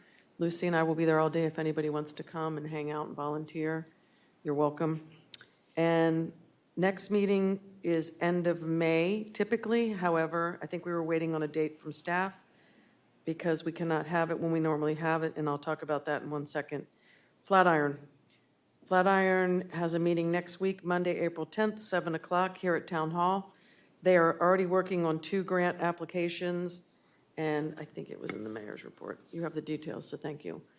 2 grants in the process. They've already applied and are in the process of Preservation Maryland grant and the Maryland Historical Trust grant. So thank you for letting them move forward with that. And then I can't give you the date of Streets and Roads. It will be on the town website. It would have normally been the last Tuesday of the month. However, the upcoming town council workshops on team building that we approved are being scheduled, have been scheduled for about 4 months now. They are it's late. Tuesday, May 16th, 6 to 8:30. Tuesday, May 23rd, 6 to 8:30. And Tuesday, May 30th, 6 to 8:30. 3 Tuesdays in a row. That will be for the whole new town council and the mayor. And then if the mayor chooses, possibly some staff members. And that concludes my report.